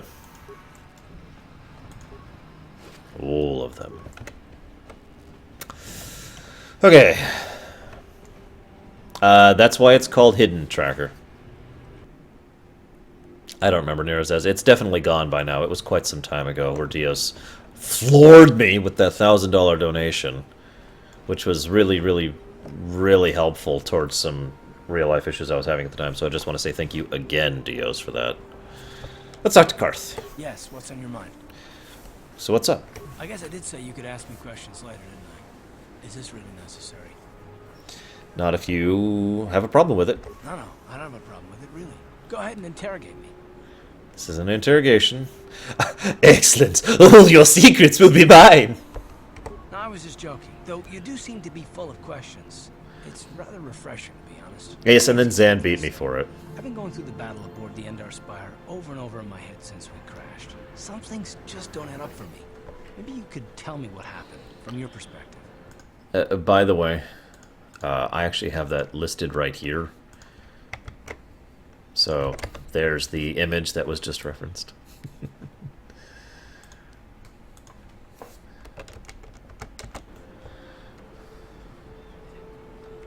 True. Bastila is as powerful as they say. She's the one who defeated Darth Revan, after all.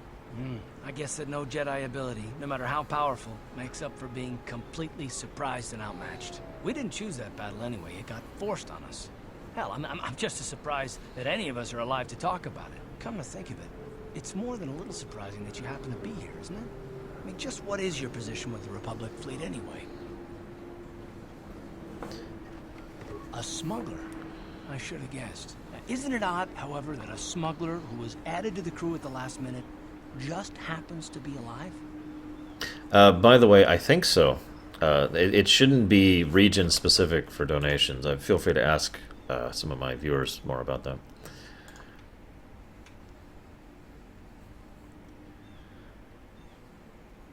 Yes, I remember that particular thing. Deutsch. One of the things I like about Karth is twofold. Number one, he does have a very everyman kind of a feel to him. Not quite to the O'Brien effect, but still leaning in that direction. And number two, I like the fact that he tends to think about things and put pieces together pretty easily. He also kind of shines a light on something I've always felt is true about Star Wars as a whole. Namely, the Force is great and all, but it can't supplant everything else. In other words, there are so many settings where mages or scions or whatever are simply too powerful. They are the ones that run the setting. The setting, totally revolves around the people who use that power. That's not really true with the Force. Now, you could say it's true. You could say that because so many big movers and shapers of the galaxy of Star Wars across history have been Force users, but ultimately, it's really the Force users just acting as people. Ah! Damn it! Thank you, Anonymous. In other words, yes, tremendously powerful Force users can affect the galaxy when they have an army at their back and a fleet and lots of people who aren't Force sensitive. Yes, I can become emperor of the galaxy through political manipulation and interactions with the people around me. Yes, I can destroy this world by creating an empire. And you get where I'm going with this. So in other words, the Force users themselves aren't actually the ones who are moving the setting. They're simply another part of the setting. You know what I mean? Now, Permius has a fair enough point. A lot of the peoples who are big movers and shakers in the Star Wars galaxy are Force users. And yet at the same time, a lot of the ones who are big movers and shakers are not Force users too. It's about half and half when you really even it out across all of the extended universe. And so there's... I just like that because, again, the Force, the Force is important. The Force is a critical part of the setting, but it is not the apex part of the setting. It is it is not the one thing that matters past everything else of the setting. And that's one of the things I like about it. We'll talk about Bastila when we get to her. I'm saving that. Let's see where that donation went towards. Bzz. I talked about that earlier, actually, Darth Pandemonium. Okay, so that's 2 towards Tor, yes. Okay, you got it. Thank you for the donation. So I'll put this up to this amount. This is the amount we're at, guys.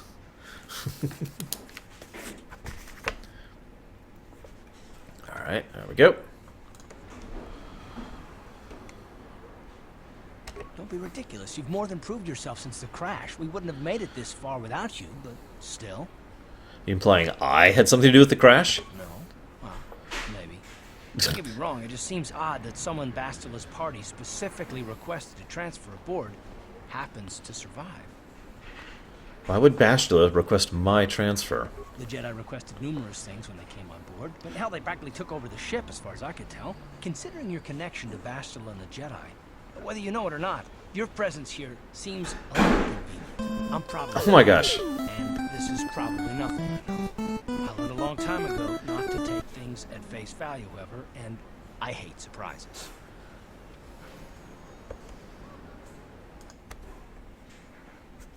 Samurai votes against Tor. Thank you, Samurai. Yeah, by the way, you can vote against Tor if you choose to. So that brings us down to this amount. There we go. Alright, there we go.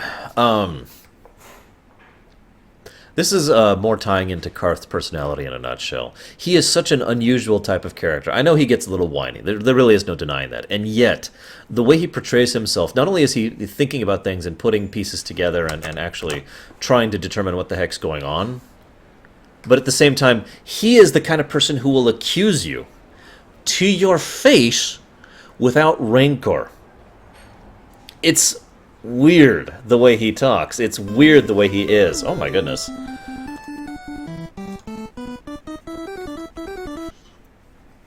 And there's another 4, Tor. Thank you again very much for your donation. And Bounty Hunter is absolutely a lot of fun. Having seen that storyline more than a few times. There, okay, that's where we at this point. Wow. I'm not going to tell you what that's at. That's the whole point of the hidden aspect of that.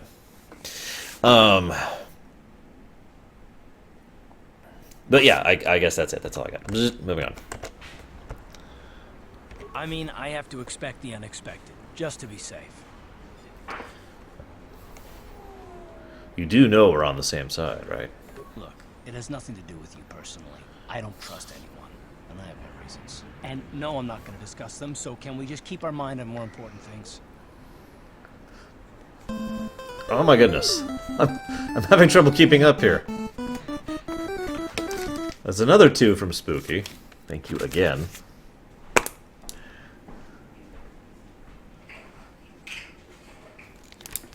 There we go. Every force member is... What? Every party member isn't force sense. That's ridiculous. By the way, really quick. Just a quick thing about Tor. 7 of the 8 classes are pretty awesome, and I really enjoy their class stories. And then there's Trooper. Yeah. So, yeah.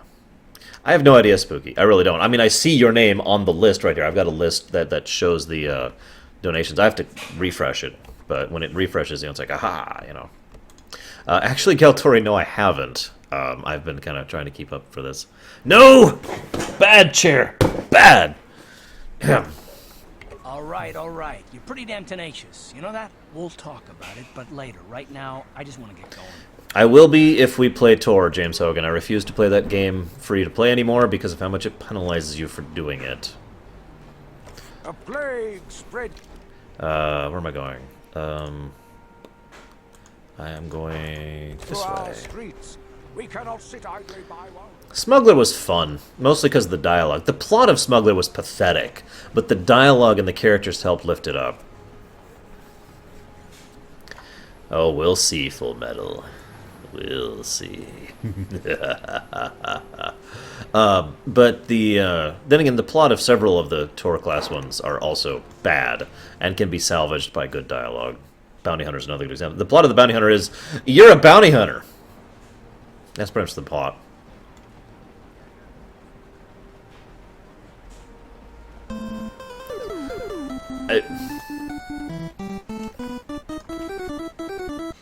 Holy moly. Guys, that was not something towards Tor. That was something else entirely. And thank you for the donation. We are now officially evil. Hideously evil. Quick, quick, we need to go kill Bendak while we're still evil. Quick! Go, go, go, go, go! Quick! Quick! We must be hideously evil. While we still have a chance. Go quicker! Go quicker! The one and only cheat I ever used in this game prior to this lore run was a cheat that made it so you could move really fast. And it was really funny and it bugged the crap out of the game. Quick, we have to kill all the people.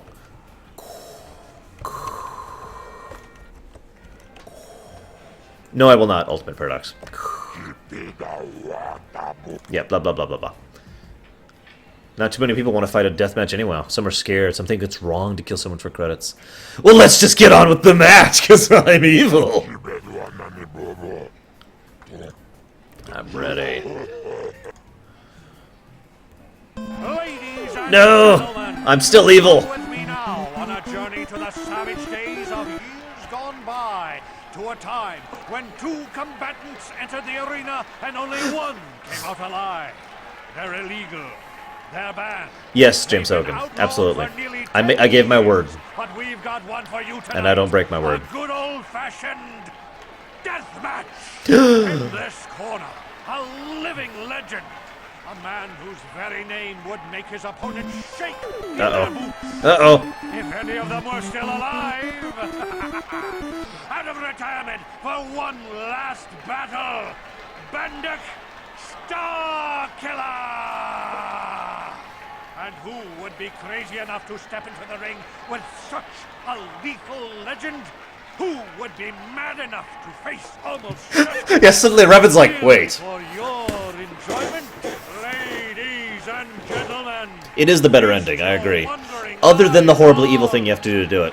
The mysterious stranger. And now, the moment we've all been waiting for. Let the death match begin! Okay, pause. Let's see what just happened. Yeah, okay, so we just got shoved to light side, but we're already in the fight, so it's like in the middle of it, Revan's like, wait, no, I don't want to kill you, but I must. So hang on, that pushes us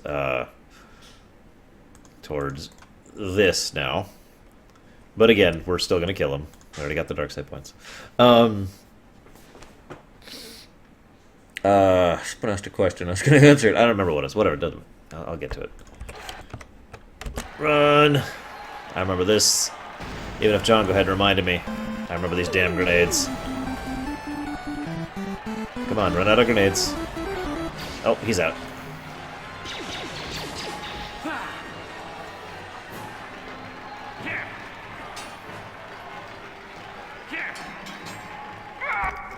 Oh yeah. One thing I want to talk about is there are a lot of viewers for a illegal deathmatch. Now, why do you think that is? Because there's only two options here. Option one is these people are just that hideous. And, oh, god damn it. Yeah, I saw that coming. And then Malik is like, yes, Revan has been killed by some random Mandalorian.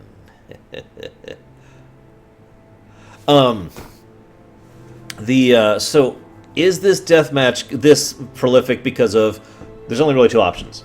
Bad writing, or because nobody gives a damn and everyone wants to see them kill someone because of jadedness and being, you know, everything I talked about earlier about how the society was basically corrupt.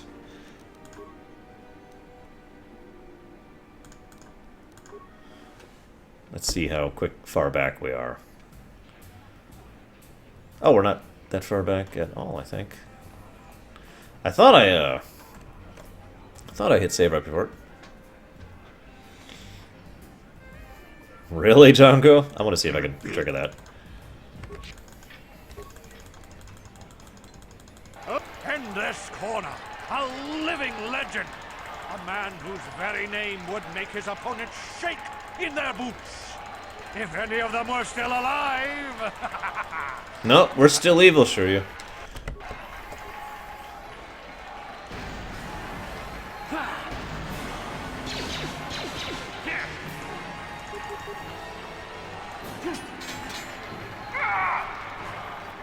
Yeah, I was actually thinking of a trigger it there, but whatever. Alright. You leave me no choice. But to spin!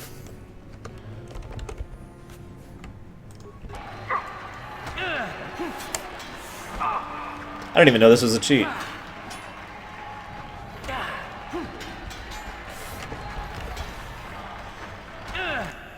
Literally, I did not know this was a cheat I could do. Attack! God. Oh my god! He wouldn't... Wow! That is hilarious bad. Wow, okay. I don't remember ever having this much of a trouble with this guy, and I usually fight this guy at level 2. Now, granted, I'm usually a little more equipped than this. So, fine. Sigh.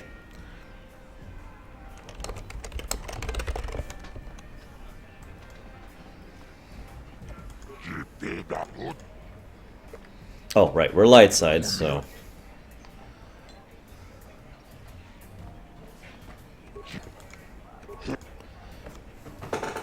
Lady in this corner, a living legend. Malik a man wins. whose very name would make his opponents shake in their boots. Blah, blah, blah. If any of them were still alive. And who... I don't even know if this cheat works. Okay. For Mandalore. Looks like it's working. To my knowledge, there is no teleportation in Star Wars, okay?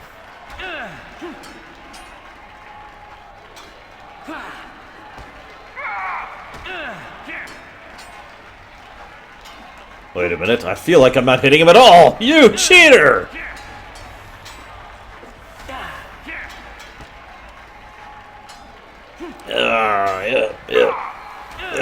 Okay, this is actually boring as crap. Let's do something.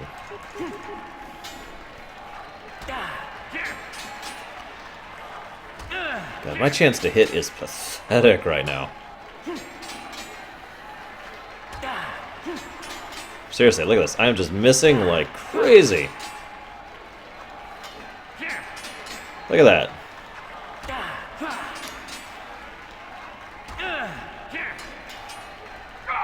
Yes, I will, Nero's.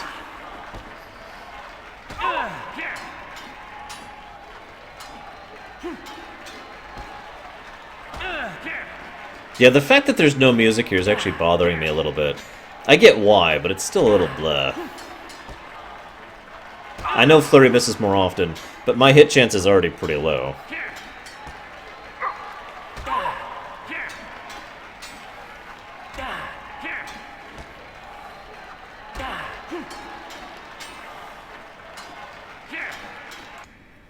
Scion, Pandemonium, easy answer for me. Oh, we got it. Bendak is down. It's over. It's over. The fight is over. Bendak Starkiller is down. Bendak Starkiller is dead.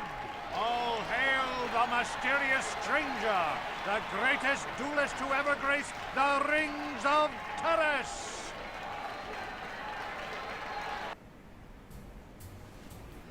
Yay, we win. But now we're good guys again.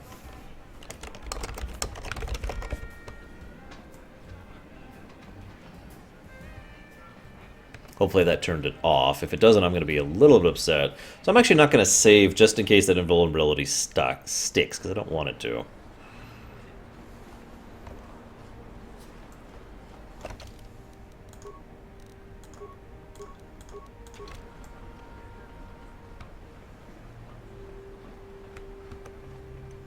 Oh, right, I should probably go talk. I guess I'll talk to the hut. That means I had to take this thing off again. God dang it. There. I should have fought him like this.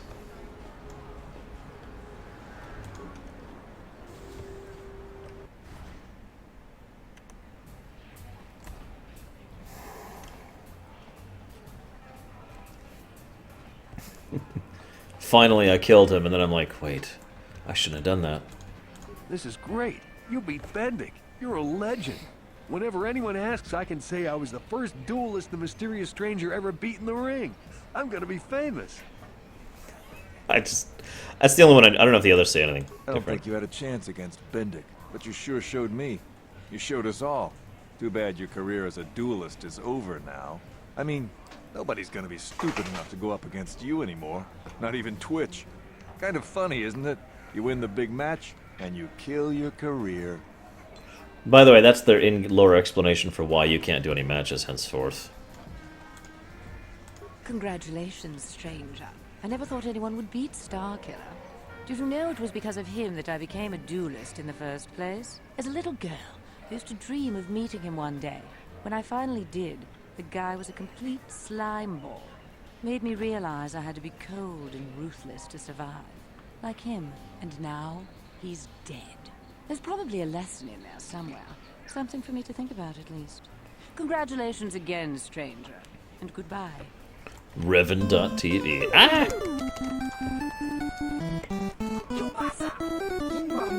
Oh, that's right. Twitch doesn't say anything different. Twitch doesn't know how to say anything different.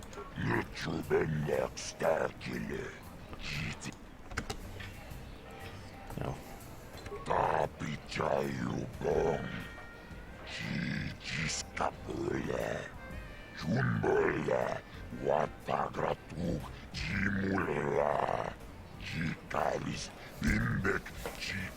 I injured them that badly, Koibo.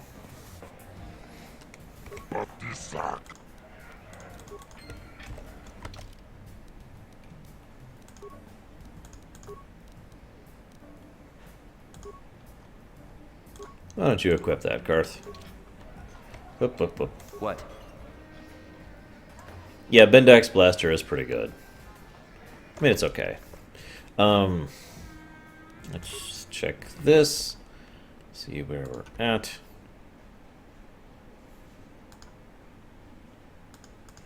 Well, Sean, I will suffer for your amusement then. Assuming it's met, of course.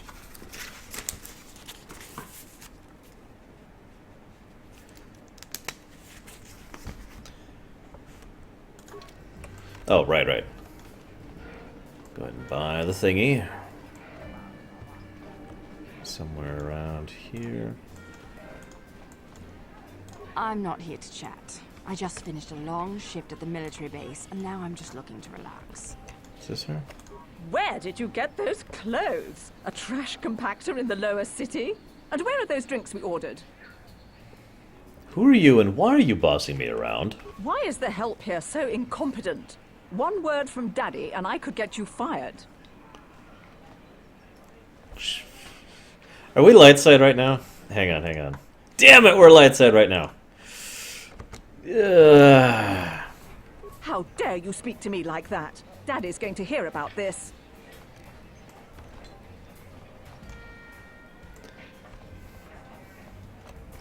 Oh, there's the dance floor. Which we will not be doing, by the way.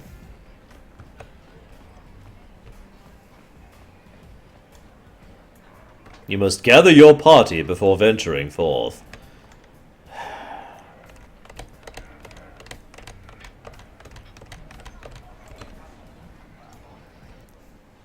Anyone remember Baldur's Gate? I sure as hell do. Still haven't saved.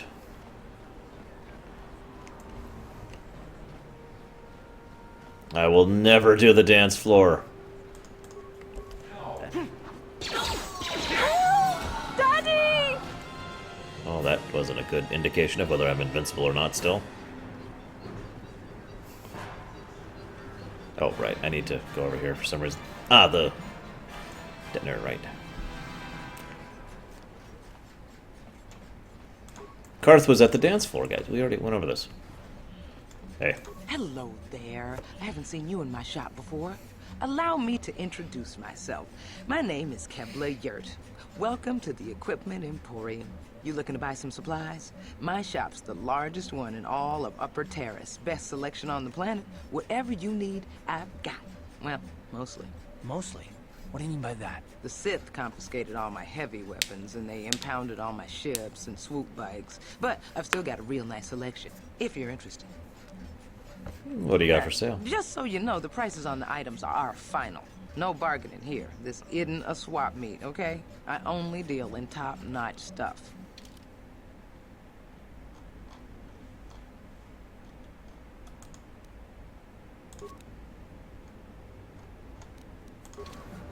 Alright. Alright, guys. Just for you. Sigh. We'll do the dance floor.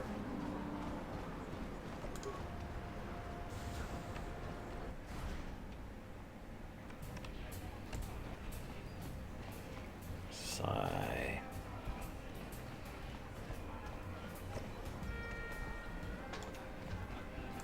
If I can remember where it is. There we go, okay. Up we go. Kipuna na bonsha. Kava mucho shakapaka. No. Where's the... I thought it was this guy. No hard feelings, my good. Sure. But he's not talking to me. Isn't this band great? They can't leave Taris because of the Sith quarantine, so they... Kipuna na mucho shak... Oh, is the dance quest in the lower city? My bad. I get the two cantinas completely mixed up between each other. Like every time I play this game.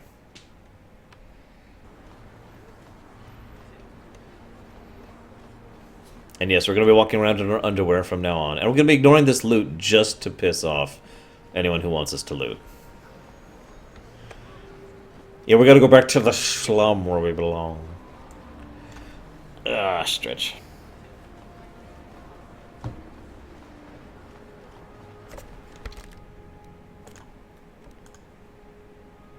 Ah!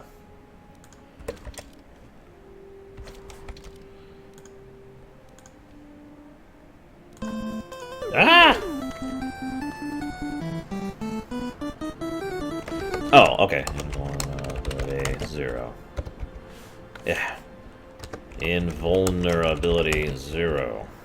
There we go. Okay, we should be okay now. Hopefully. Now, let's check over here. No, not the dark side! We are now officially evil once more.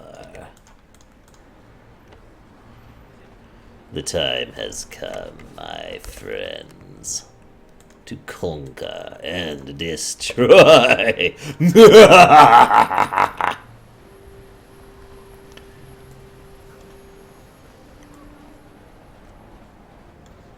Yes, I did, Shiryu.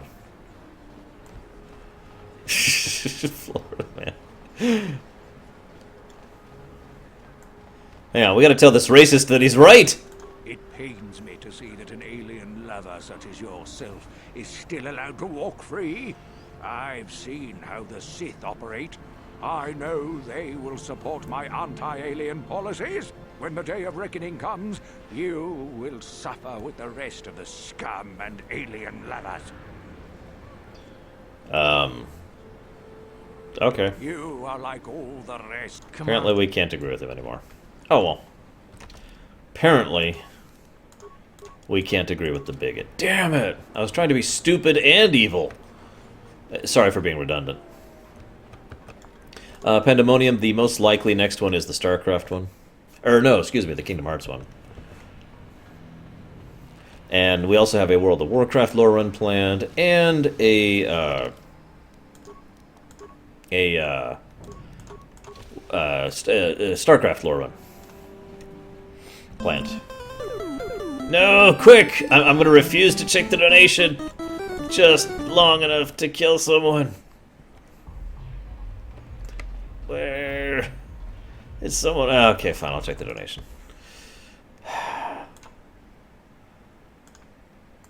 Okay, so yeah, we're back over here. Spinny, spin, spin. There we go.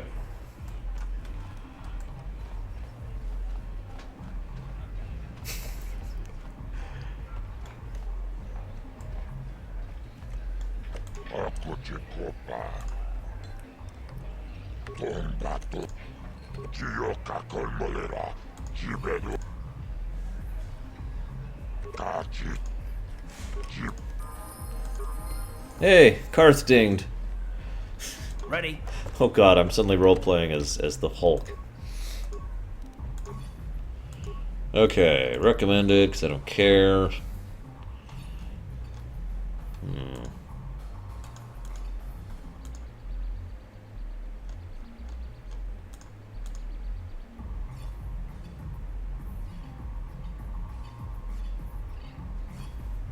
Because I'm a good guy, Django. I don't need to wring more credits out of him. At least at the moment. Okay, so what's this? This is Power Blast. Yeah, we'll take this one. Alright. He does have Rapid Fire, but we'll keep pushing Power Blast for now. Yes? Let's find that dance floor. Yeah, this is a couple millennia, like 3 millennia, I think, actually, before the Star Wars movies.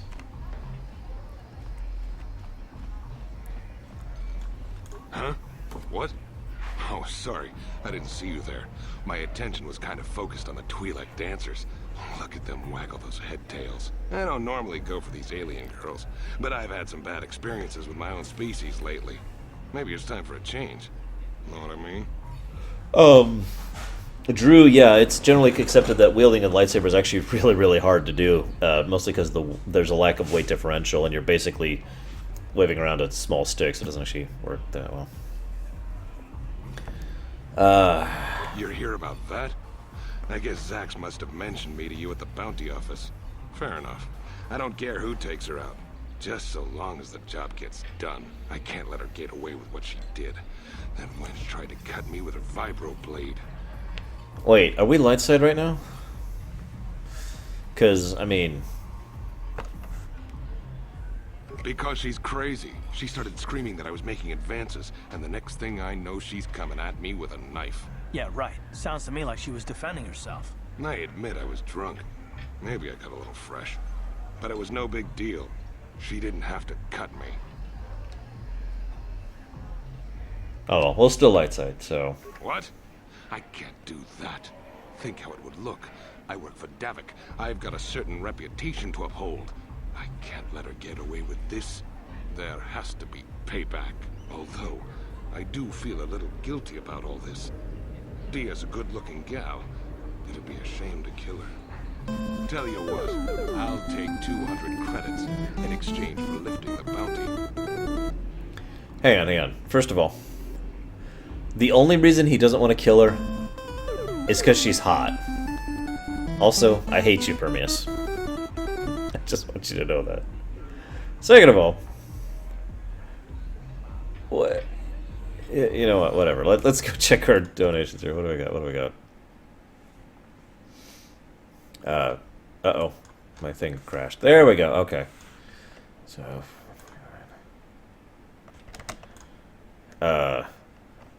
hang on, I gotta figure out the sense here really quick. There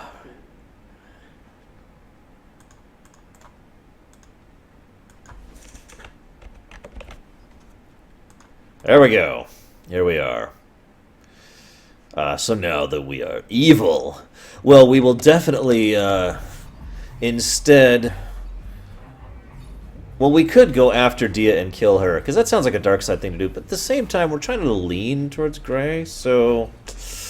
Why don't we go ahead and just threaten this guy to kill him? You're threatening me? I work for Davik Kang. If you kill me, you'll be signing your own death warrant.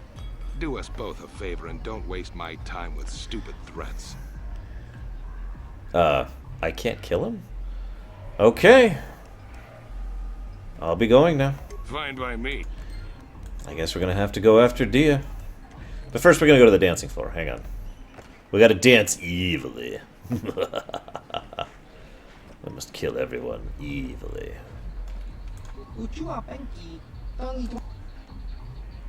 You're a freak!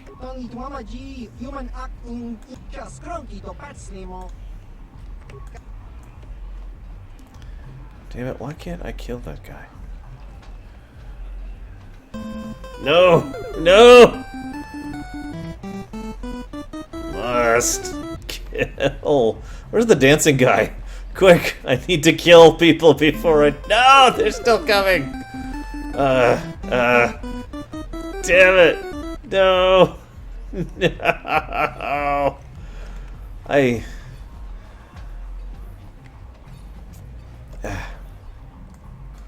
It's in the same room as Zax? God, you can tell I have not done this quest in a long time. Okay, you. What are you talking about? Wait, let's see if we're light or dark for when we do this. So that gets rid of this. Oh my god, lamppost. Holy crap. Thank you very much for the donation. Hang on. So let's let me figure out the math here. So I'm just going to leave the calculator open. Make this easy. Okay. Okay. Very easy.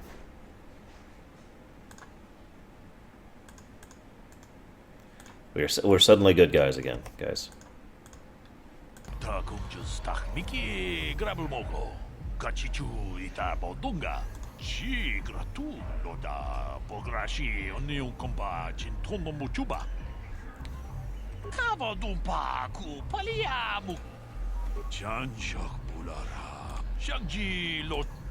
Okay, guys. We can do this. We can be good peoples and help this woman dance. And then, you know, succeed at everything. Let's get a save in here really quick.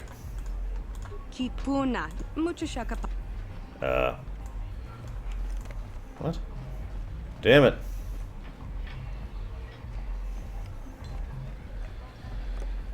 Let's talk about one other thing. Oh, she's right here. I'm an idiot.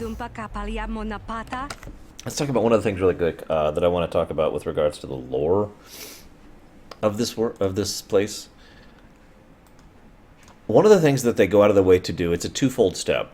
First of all, they do one thing, but it accomplishes two things. they really, really go out of the way to make Taris basically feel like a standard RPG planet. In fact, it could be argued, this is debatable, that Taris has more content than any individual planet on the rest of the game combined. Or not combined, but in general, right?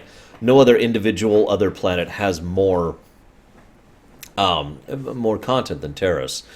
So it's the standard RPG thing. You're in the Coruscant wannabe, right? And so players who are playing this, especially given the fact that the prequel, Episode 1, gave us one really awesome thing, that would be the visual design of Coruscant. It's like, yeah, we get to play in this awesome big city. Yes, this is great. But it also accomplishes a second point, and that is that we get really invested in Taris, which makes it much more of a gut punch what happens later, because, you know, it's like we really got to know a lot of individual lives here. We got to know that we got to help individual people. You know, this one woman who's getting hit on by a guy who worked for a criminal organization, and this one guy who's a racist bastard, and this woman who runs the droid shop, and all these other different individuals. We got to know. We got to know their lives. We got to know these people. And they're all freaking dead at the end of this, so it gives it more impact. If they had started the game like with an Alderaan situation, it wouldn't have had the same impact. That's probably, in my opinion, one of the only missteps of the original movie, is Alderaan didn't have the impact it should have because we never saw Alderaan. We never saw those people. We never got to go down on the planet and be like, oh, okay. Instead, it's just... But in this case, we get to see the lives that are about to be snuffed out. That is not true, Brasilia. So shush. Okay, so... Holy crap, that's a large donation.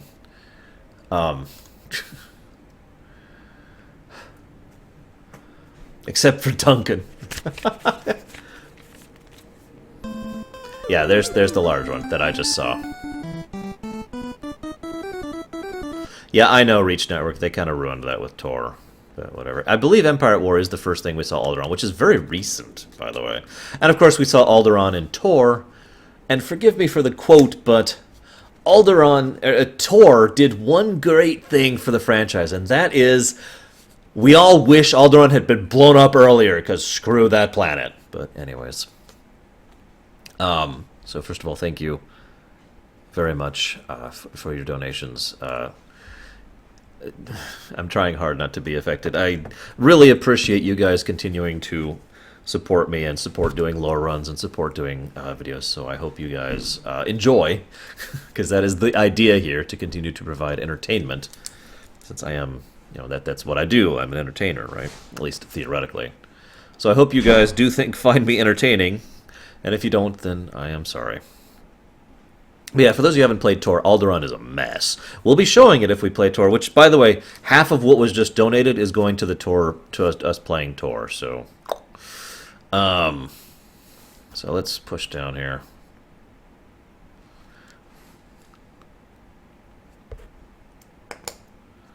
Pandemonium, I think it's a lot more complicated than that, and ask me again when I'm doing the WoW lore run.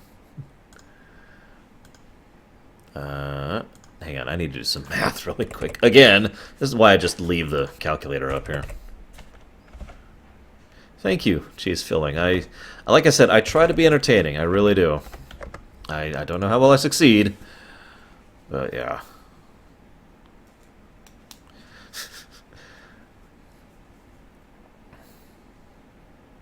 Don't forget to return to the lower city entrance and then open... Oh, I know what you're talking about, Django. Gotcha. Yeah, definitely. So this... Yes, there will be another WoW lore run, just like there will be another StarCraft lore run. There we go. Wow. No pun intended. Okay, that's where we're at now. Right now, I mean, I know it's a hidden thing, but right now we are definitely going to be playing Tor. Yikes.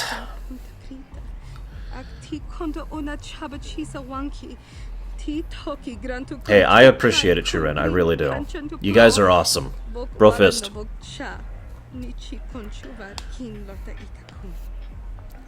Maybe I could be your partner.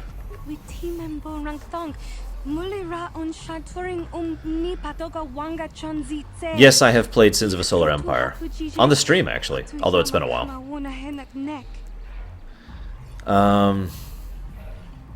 How hard can it be? Hang on, let's get a save in.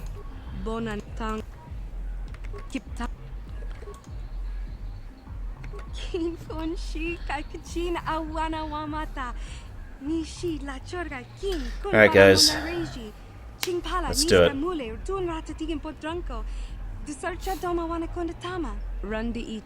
Well, thank you, Hunter Black Luker. That's a huge compliment. I don't remember Reach Network because I played it like last year. So.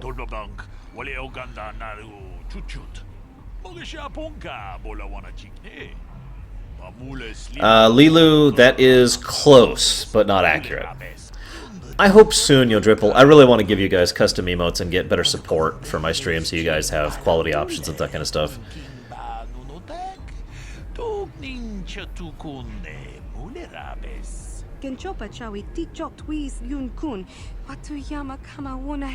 Okay, now I remember this quest now as I'm watching it, and I remember failing it miserably, so we'll see how we do here. Yeah, blah blah blah. Okay, so we do the swing. I don't know how we do.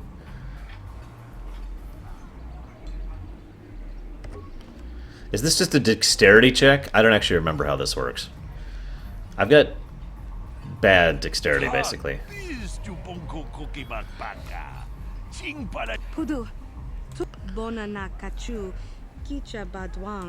Okay, take it down a notch. Okay.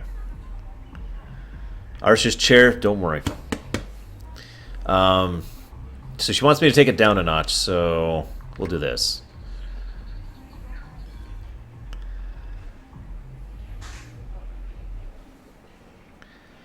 Halfman, I've shown up with bras on my stream before. That's all I'm going to say about that. But I'm not Darkside right now, Reach Network, so I can't.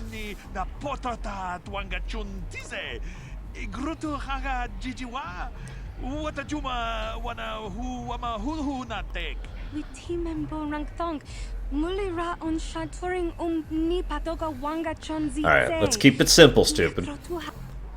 By the way, I like the shepherd style dancing here.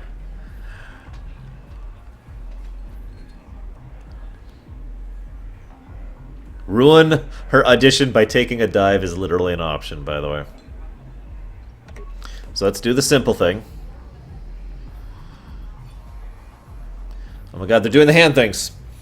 I think that while dancing, one of the things that's good to do.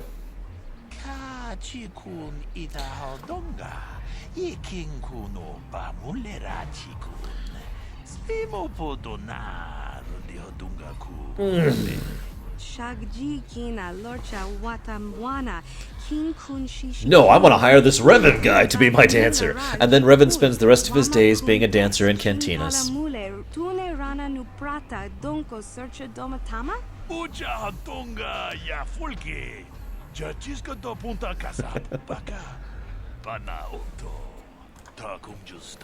Okay, so she gets in.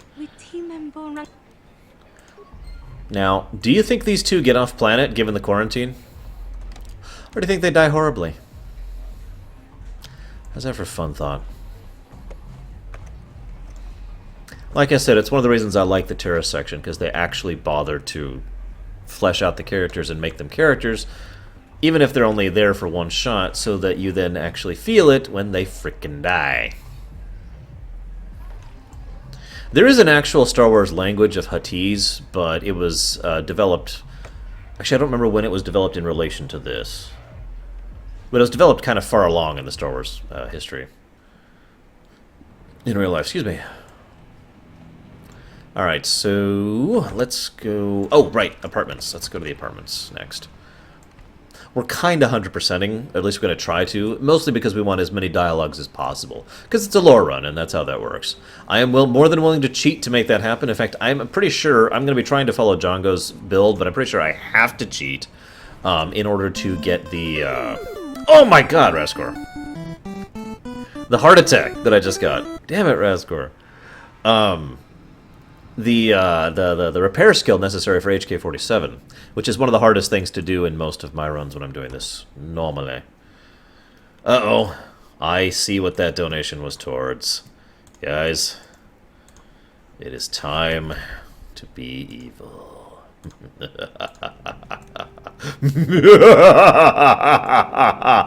Yes! Kill all the black Volkars! Seriously, Rasker, thank you. You know, the funny thing is, I haven't actually eaten breakfast. I should probably do that. I'm already getting the... Oh god, it's already 4 o'clock. Oh crap. Okay, hang on.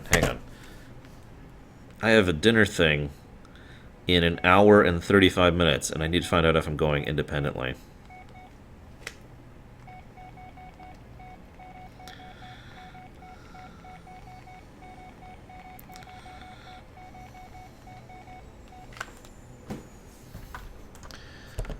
So we may be pausing soon. I didn't realize how late it was. No wonder I'm having the weekies.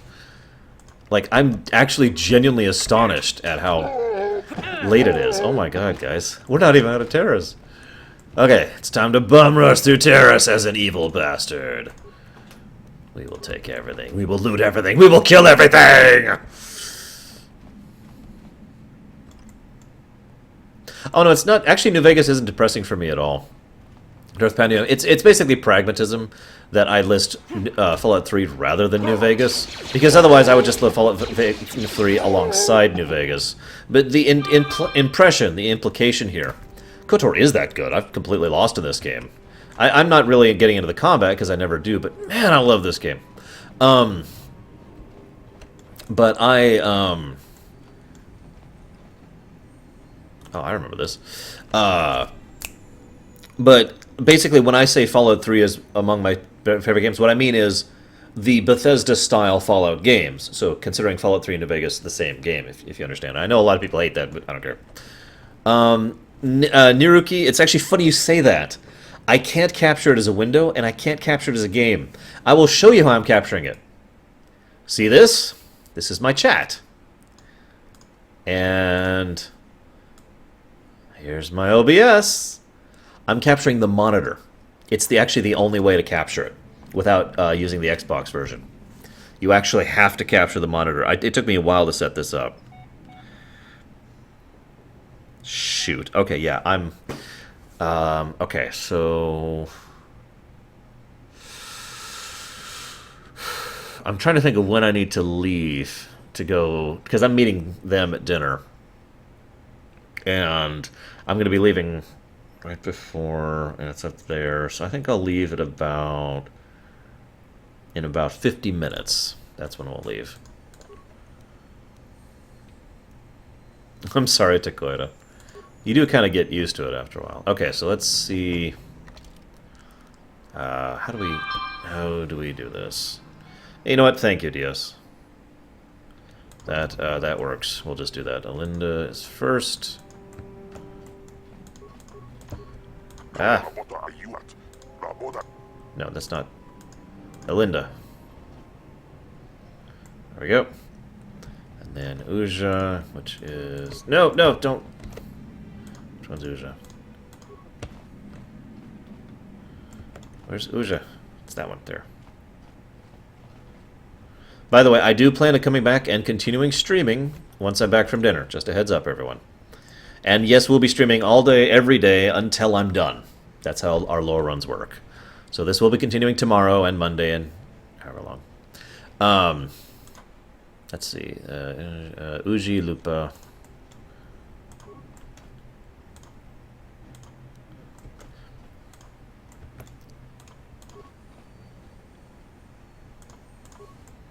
Yep.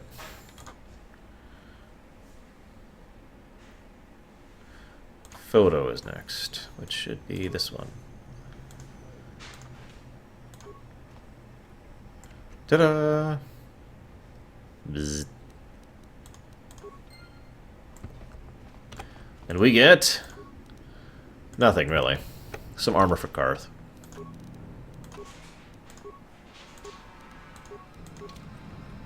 Yes? Hey, Lateralis. Welcome home. You had a cookie, right? See you around, Luke Sparrow. No problem. Got it. Kipuna! You can't come out here. This is a private apartment. Well, I'm evil, so I'm here to collect the bounty on your head. That's the idea, Brenian. Clear conscience? What are you talking about? No, you didn't know me. Oh my god, he put down a big criminal. Well, in that case, I think it's time I collect on your bounty. Die, innocent alien scum!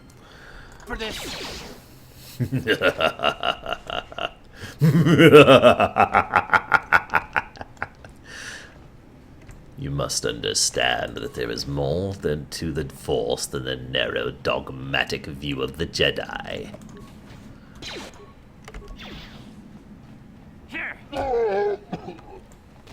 Just think, if I didn't kill these people, then when they die later unintentionally, I mean, there would be nothing good coming out of it. And that would be just a waste. Their lives are going to be expended anyways. Why not profit from it, right?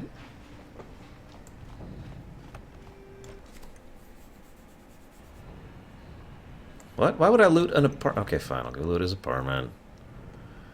Come on. The dark side thing is up. Yep, dark side thing's up.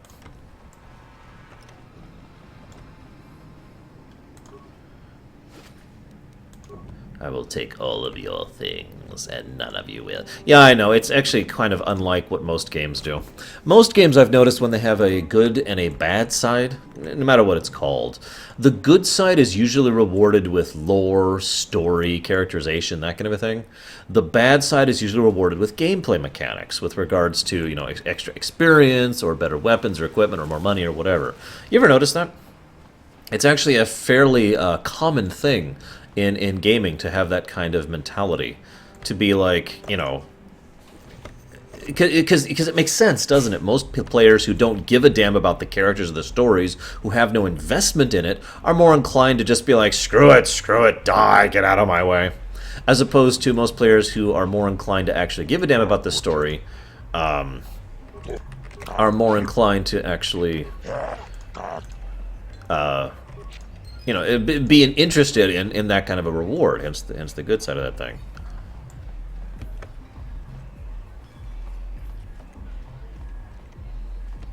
I don't know if that would have saved him Pandemonium, but it probably would have helped. Zero, okay, here's how the zero works. If we're at $2 dark and if we're at $2 dark and it goes to zero, we're still dark, just barely. If we're at $2 light and we go to zero, we're still light, just barely, because I have to pick something. Unless there is a neutral option, in which case we go with the neutral option. Hey, you can't just walk in here. This is the hidden back base. How do I know you're not a Vulcan spy sent to kill Gadon Thek? Well, we're evil right now. Right?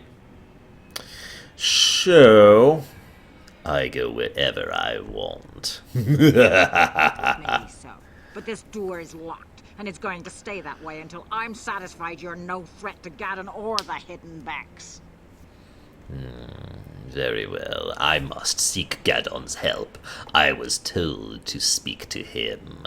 A lot of people want to go inside and speak to Gadon. He's a hero of the common folk. But the days of the hidden backs' open door policy are gone. Between the Sith conquest and the Vulcan gang war, Gadon has more enemies than he used to. Yes, I'm pretty sure that's Chakwas, by the way. Perhaps a bribe. Wait, I'm dark side. Would evil be more? Let's do this. Well, we do need all the help we can get. And you don't look like you're with the Vulcans or the Sith. Besides, it's not like you can do anything to harm Gadon in the heart of his own base. Not with Zedra watching his back. Go in and speak to Gadon if you want. Just remember to be on your best behavior. The hidden backs are watching you. All right. No problem. Didn't work. Aw.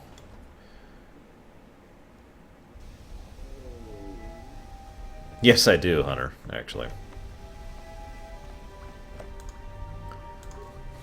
Well, it's funny you say that, Loki, because one of the biggest problems that... Wah! Damn it, Diaz! I was just about to be an evil bastard again. I was just about to be a... So you're on, Mr. Feelgood. One of the problems with KoTOR 1 and Tor is there really isn't much of a gray option. KoTOR 2 tends to encourage the whole gray thing a little bit more, which is no surprise since one of the big themes of KoTOR 2 is the gray side of the Force. Whoa, Lurker!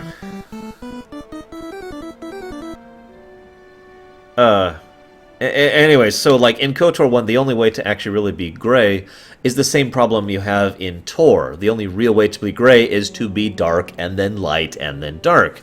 It's actually kind of the same problem you have in, say, for example, Fallout 3, which has a perk which actually gives you benefits for being gray, but the only way to do that is to be evil and then good and then evil and then good, right? This is a flaw. This is a flaw with the game's design. It is a flaw with the storytelling. You are basically either stupidly evil, because a lot of the dark side options are just plain mean and dickish and don't make a lot of sense, or you're really, really good. Or you're completely bipolar. Those are basically your options in KoTOR 1. KoTOR 2 allows us to be a lot more gray. So if anyone's wondering why I keep being every time I go to dark side, it's because that's how KoTOR 1 works. When we get to KoTOR 2, I'm going to be a lot more inclined towards neutrality as long as we're in that range that I talked about before. And when we get back to Tor, it'll be back to let's check what those were for, shall we? I'm sorry, Dios. Okay, so some of Lurkers went to Tor. You got it, man. And... so that's... what? No! Why?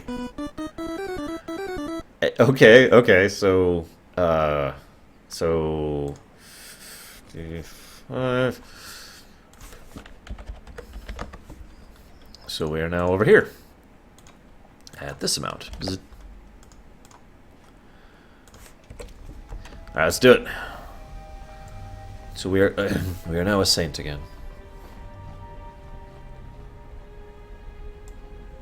I personally think that as well, Loki, even though I think KoTOR 1 is still an amazing game. Don't mistake me. There's a lot of subtlety to the setting, they did some great stuff with the themes, and there's some really good characters. But KoTOR 2 is made by Obsidian, and Obsidian is just like candy to me, you know? I play an Obsidian game and I just can't help but gush the entire time because of the depth and complexity and the subtlety of the characters and the setting and how they write their stuff, because it's Obsidian, that's what they do. Obsidian writes good. Intentional. Yeah, whatever. Hold it right there. Who are you, and what is your business with Gadd? Calm down, Zerdra. Nobody's going to try anything here in the middle of our own base. It would be a suicide mission. You're too trusting, Gadden. Brezhik and his Vulkars want you dead. Anyone we don't know is a potential threat, and it's my job to make sure you're safe. Do you want us to start attacking strangers on sight, Zerdra? Like the Vulkars do? I will never let it come to that. Now step aside and let them pass. As you wish. You can speak to Gadden if you want, but I've got my eye on you. You try anything and you'll be vaporized before you can say Vulkar spy. Wow, Lurker. Well, we are definitely still positive towards Tor. So, Stick of Truth, in my opinion, was still actually well written. I know that sounds funny considering it's a frickin' South Park game, but then again, the South Park game in general looked pretty well done, all things considered. I've only played a very little bit. I own it. I intend to do an exploration on it soon. But, yeah. Anyway, so let's talk to Gadden. Gadden. You'll have to forgive Zerdra. Ever since Brezhik and the Vulkars began this war... And yes, we are going to have the restoration content for KoTOR 2. The problems with the Sith haven't helped things. Zerdra seems to forget that I know how to look after myself.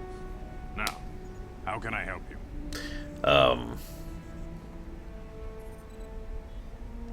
I heard you that you know about Republic escape pods that's crashed in the Undercity. The escape pods? No, I heard the Sith have been asking around the upper city about them as well. But you don't look like you're with the Sith. They might be spies, Gadden. They might be working for the Sith. Calm down, Zerdra. If the Sith thought we knew anything useful, they'd have a battalion of troops kicking down our door. No, I think this off-worlder has his own agenda. Reach and Darth Pandemonium both basically said the same thing at the same time. Obsidian games are glitchy. They always have been. Like, I actually can't think of any Obsidian game that has not been. Cough, cough, Alpha Protocol. Anyone remember that one? But even Alpha Protocol was really, really well written. It's one of the reasons why, like I said, I call Obsidian games candy, because yes! Thank you very much, Lamppost, for your donation. I really appreciate it. I'm sorry I hit your pocketbook a little bit badly. If I can speak genuinely for a moment, I really do hope that you guys have enjoyed the entertainment I've been providing. This is an amazing job for me. I consider this my career at this point. I intend to push this long term, over the next several years. So I do hope you guys continue to enjoy my content, the stuff I do. I intend to keep expanding on it and doing the best I can to improve it over time and continue to be enjoyable. So I hope you guys enjoy the fact that we're actually back to being Loreruns. I'm really happy about doing Loreruns again. I've kind of missed it. And soon we'll start doing the Babylon 5 stuff, which I'm super excited about. And we've got like 5 more Loreruns we're set up for, and all sorts of fun stuff. So yeah. Anyways, so. Now okay, so we've got about 19 more minutes. Let's see how much of this we can get done in 19 minutes. Speedrun time! No, I'm kidding. I suppose I could tell you what I know. It's not like it could do any harm to me or my gang. But it might cause problems for the Vulkars, and that's okay in my book. Babylon Vulkars 5. stripped those parts clean within hours after they landed. It's too bad we didn't get there first, considering what my spies reported the Vulkars found. A female Republic officer named Bastila survived. Bastila. We don't believe in intergalactic slavery, but the Vulkars aren't so picky. They took a prisoner. Quite a bit, little Billy. I do my best to keep up with chat. It's a little hard to do sometimes during the lore run.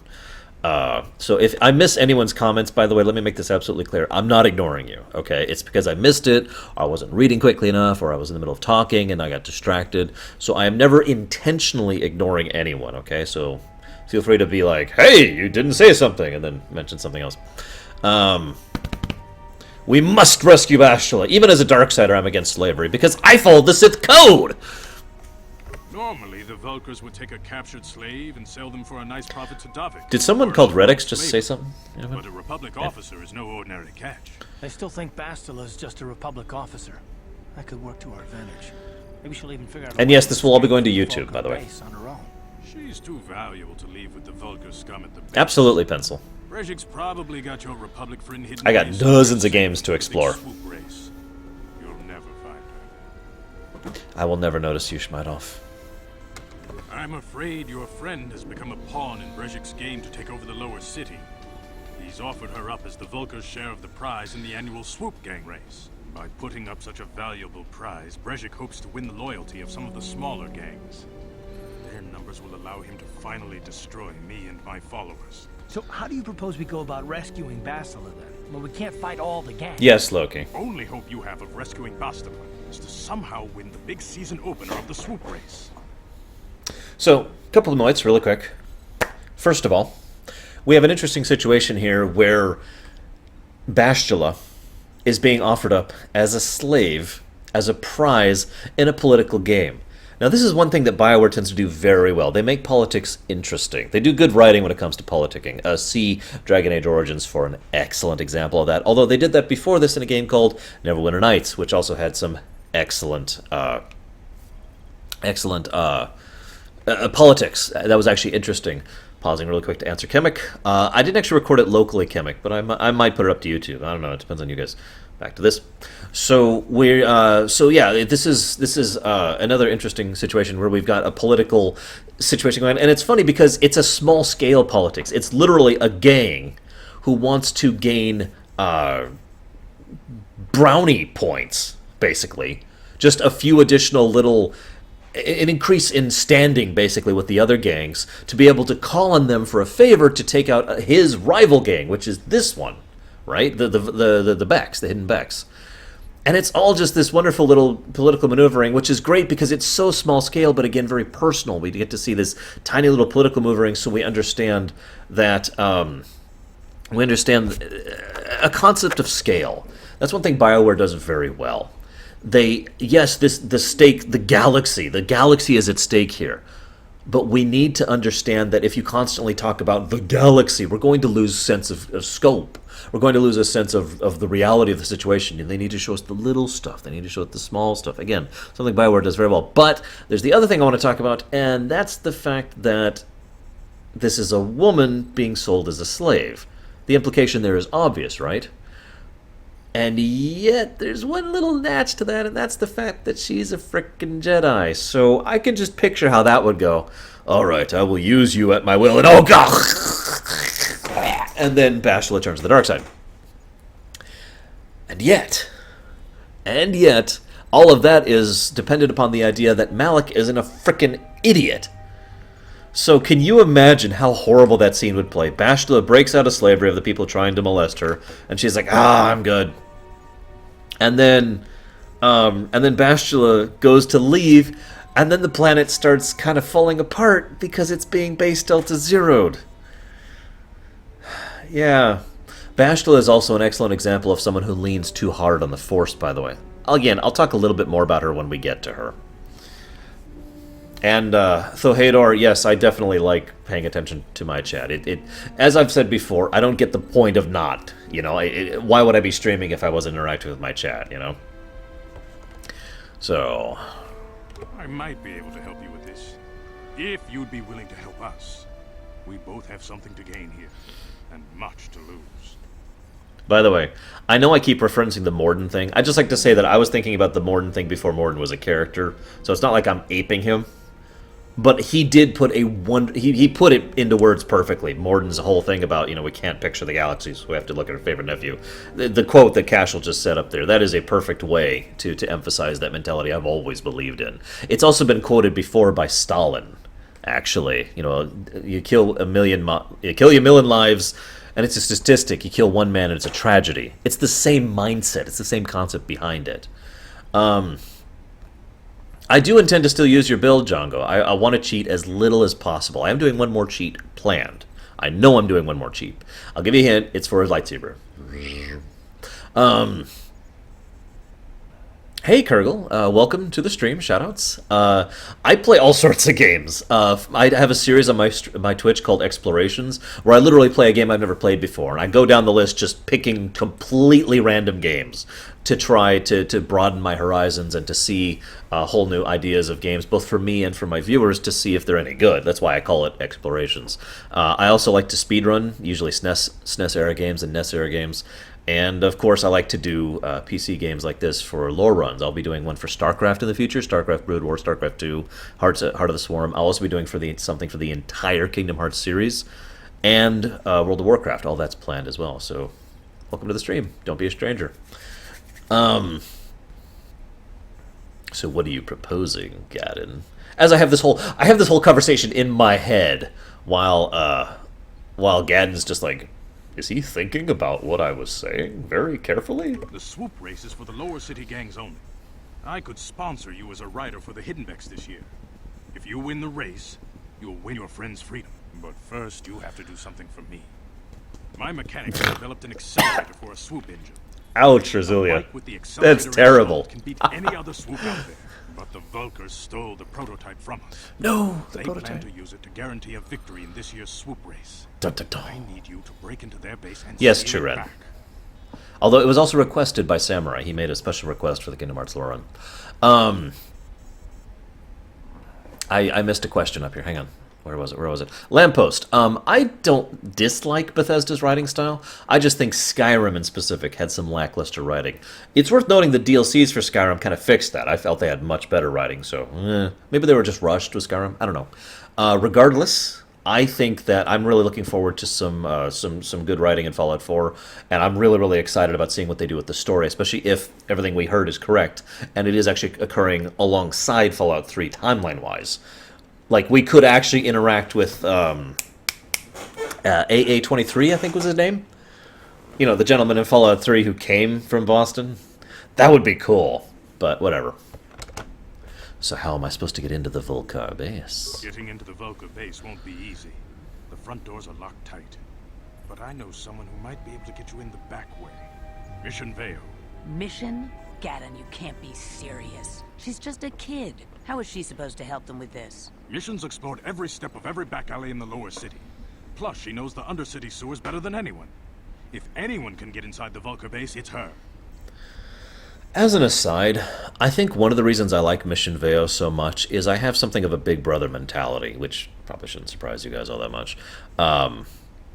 Because I see a younger female, and I automatically associate, at least as long as they're not a brat, them with that younger sister kind of thing. And so I kind of get protective, basically. This is true in real life as well. And so when I see Mission, I see, someone that I can take care of, protect, nurture, etc. I got you. And I got your back kind of a thing, right? And yeah, I guess that's one of the reasons that initially led me towards enjoying Mission as a character. And of course, she does open up a bit, but as is pointed out in chat, Mission's a really great character. She's just got Freya syndrome. For those of you not aware, in Final Fantasy IX, there's a character named Freya who's really awesome and has a great character arc that just stops dead. It's like, this is all of FF9, right? So her character arc starts here, goes forward about, this chunk of the game, and it's a great character arc, but then it stops. And then we move on. It's the same thing with Mission. She has a great character arc that then stops, pretty much as soon as we deal with Jackass. You know who I'm talking about, her actual brother, who, I gotta be honest, I just want to stab in the face until no more blood comes out, because he is a bastard. I mean, really. Anyways. And yeah, I was the same way with Tali, by the way.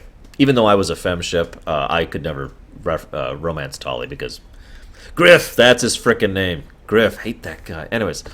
She and her Wookiee friend Zalbar are always looking to stir up a little excitement. They like to go exploring in the Undercity, despite the dangers. Your best bet is to look for her in the Undercity, but you'll need some way past the Sith guard post at the elevator. I've got some Sith uniforms. A simple disguise might have worked on the Upper City guard, but the security down here is much tougher. You'll need the proper papers to get past it. Luckily, my gang ambushed one of the Sith patrols headed down to the Undercity. They never made it, and their security papers fell into my hands. Since we're working together now, I suppose I could give them to you in exchange for your uniforms. With the security papers, you won't need a disguise anyway. This is an interesting little situation, because this is classic RPG mentality. You upgrade the item which you have in order to access new areas that allows you to access even more new areas. So, in other words, you get to do more than you otherwise would. By the way, I actually have a theory of how they could have kept going with Mission Veo's story arc. I was thinking about mentioning it later, but I'll go ahead and mention it here as kind of a bombshell, because it looks like I'm going to be stopping streaming soon, because I need to go eat very soon. I need to get ready to go. What I would have done with Mission, and I'm very curious what you guys think of this, is I would have had her become a Jedi of the dark side. I would have had her be the kind of a great, wonderful demonstration of someone who uses the dark side to do good. To really show adamantly and clearly someone who's innocent and naive, but very aggressive and very actiony, that kind of a thing. Someone who, ergo, would be very much like the dark side, and very much into the dark side, and yet would very much still be a good person. That's what I would have loved to see what them do with Mission Veo. And I think that would have been an awesome way to not only get that point across, which the KoTOR series basically kind of championed with regards to the extended universe, but a great way to keep the character going, character-wise. Because, like I said, she just chops off after a certain point. But anyways, whatever. I like to be prepared. Eventually, the Sith are going to try to drive us out of the Undercity. Sith disguises might give my people the edge we need in a crucial battle. Yeah, Lightside Sith Warrior is awesome. And by the way, if we play Tor, I'm going to be determining certain character arcs specifically, because I really want to show you guys Lightside Sith Warrior and a couple other things. Like, for example, you don't want Darkside Jedi Knight. That's not good. But there's a couple things where I'm going to be inclined towards a direction specifically for that. But yeah, Nira says you train her in the Force, and she leans herself towards the dark side, but at no point in time does she become corrupted. And there could be a whole quest arc where you have to rescue Mission from the Jedi. That the Jedi Order has kidnapped her because she's a Sith, right? And therefore she's evil, right? And you have to get your way in there and either talk or skill or fight your way into the Jedi Enclave in order to rescue Mission. And that could have been a way to shed some light on other characters, like Jolie, for example, like Bastila. Both of these are excellent examples. Probably show some insight on the non-Force users, you know. Good choice. Thanks for the uniforms. You won't need them with these security papers anyway. Now, is there anything else I can do for you? I suggest you hurry. The swoop race is coming up, and we want you to have time to practice before the race. Yeah. And I remember when I was testing this the other week, month, it's been a while. Juhani, I knew there was someone I was missing specifically. Juhani would be a great reaction to that, too. The dark side is not evil, you know? Oh, I know, Churen. There's a lot of things, but I remember this one guy later on in the Sith Warrior thing where I'm like, hey, I want to let you go so you can go back to your masters and we can resolve this peacefully. And his response was, die, Sith bastard! It's actually two guys, but you know, die, Sith bastard! Yeah! And I thought it was so wonderfully in character. Light side is not good. Dark side is not evil. I will say it 1,000 more times if I have to really get a point across. Pandemonium, I think it's a good feature, especially since it adds some potential complexity to it, and it makes sense depending on certain perspectives of the Force, which I'll talk about more later when we get to KoTOR 2. Let's see, I got like 4 minutes. What can I do in 4 minutes? Well, there are ways to sneak into the Volcar base, but there's one other way into the Volcar base.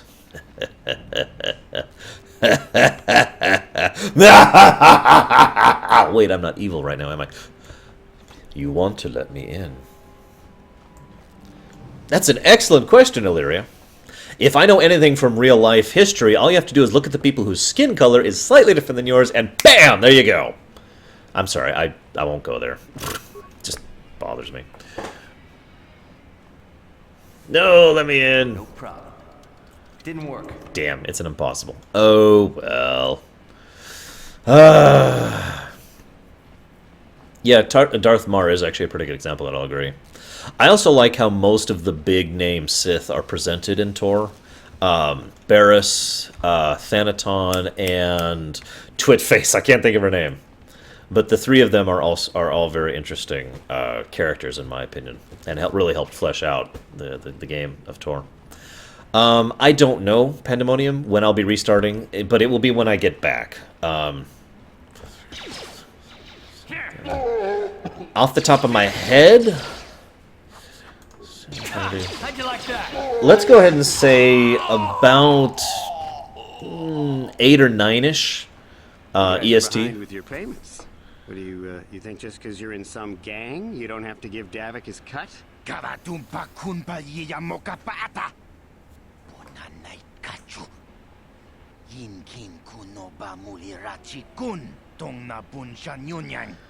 Time to be introduced to another interesting character.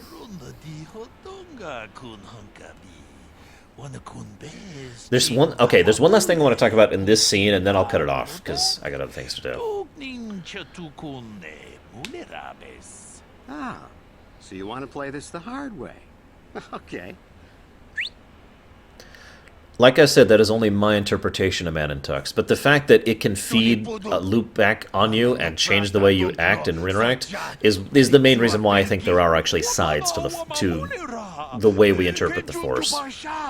Even though there is just one Force past that, like I described earlier. See you around, Brennian. You boys would see reason. Now get out of here. Too bad. I was looking forward to cracking some... About 4.5 hours from now. Next time, Candaris. I better get this over to Davik. I'll call you if anyone else gets behind on their payments.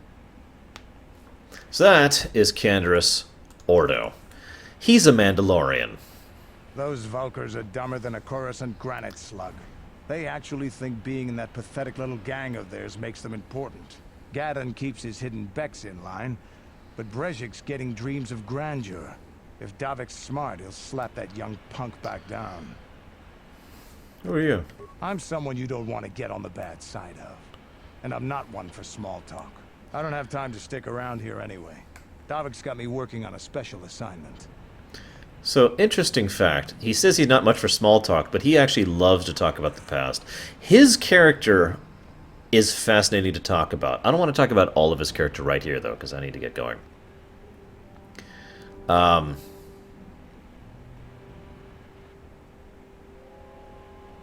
Gotcha, Django. What was I going to talk about here?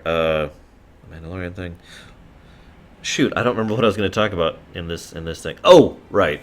I love the idea of Canderous Ordo at this point in time, because if for absolutely nothing else, this really demonstrates just how pathetic Canderous Ordo feels he himself is. This is a man who was not just a soldier, he was a conqueror and a skilled veteran. And he is running around literally acting as muscle for a two-bit thug. Nothing more. He yet relents himself to this, accepts himself to this, for no other reason than his own guilt and shame, and yet bald-faced admittance of the reality of his situation, the truth of what he is staring at. He is literally a has-been and has become resigned to that fact. We'll talk more about him later. I'm going to go ahead and cut this off. I will see you guys in about 4.5 hours. Thank you very much for joining me. Thank you very much for being patient with me with my issues. I hope to see you guys this evening, and indeed tomorrow and Monday and every other day henceforth. Peace out, guys.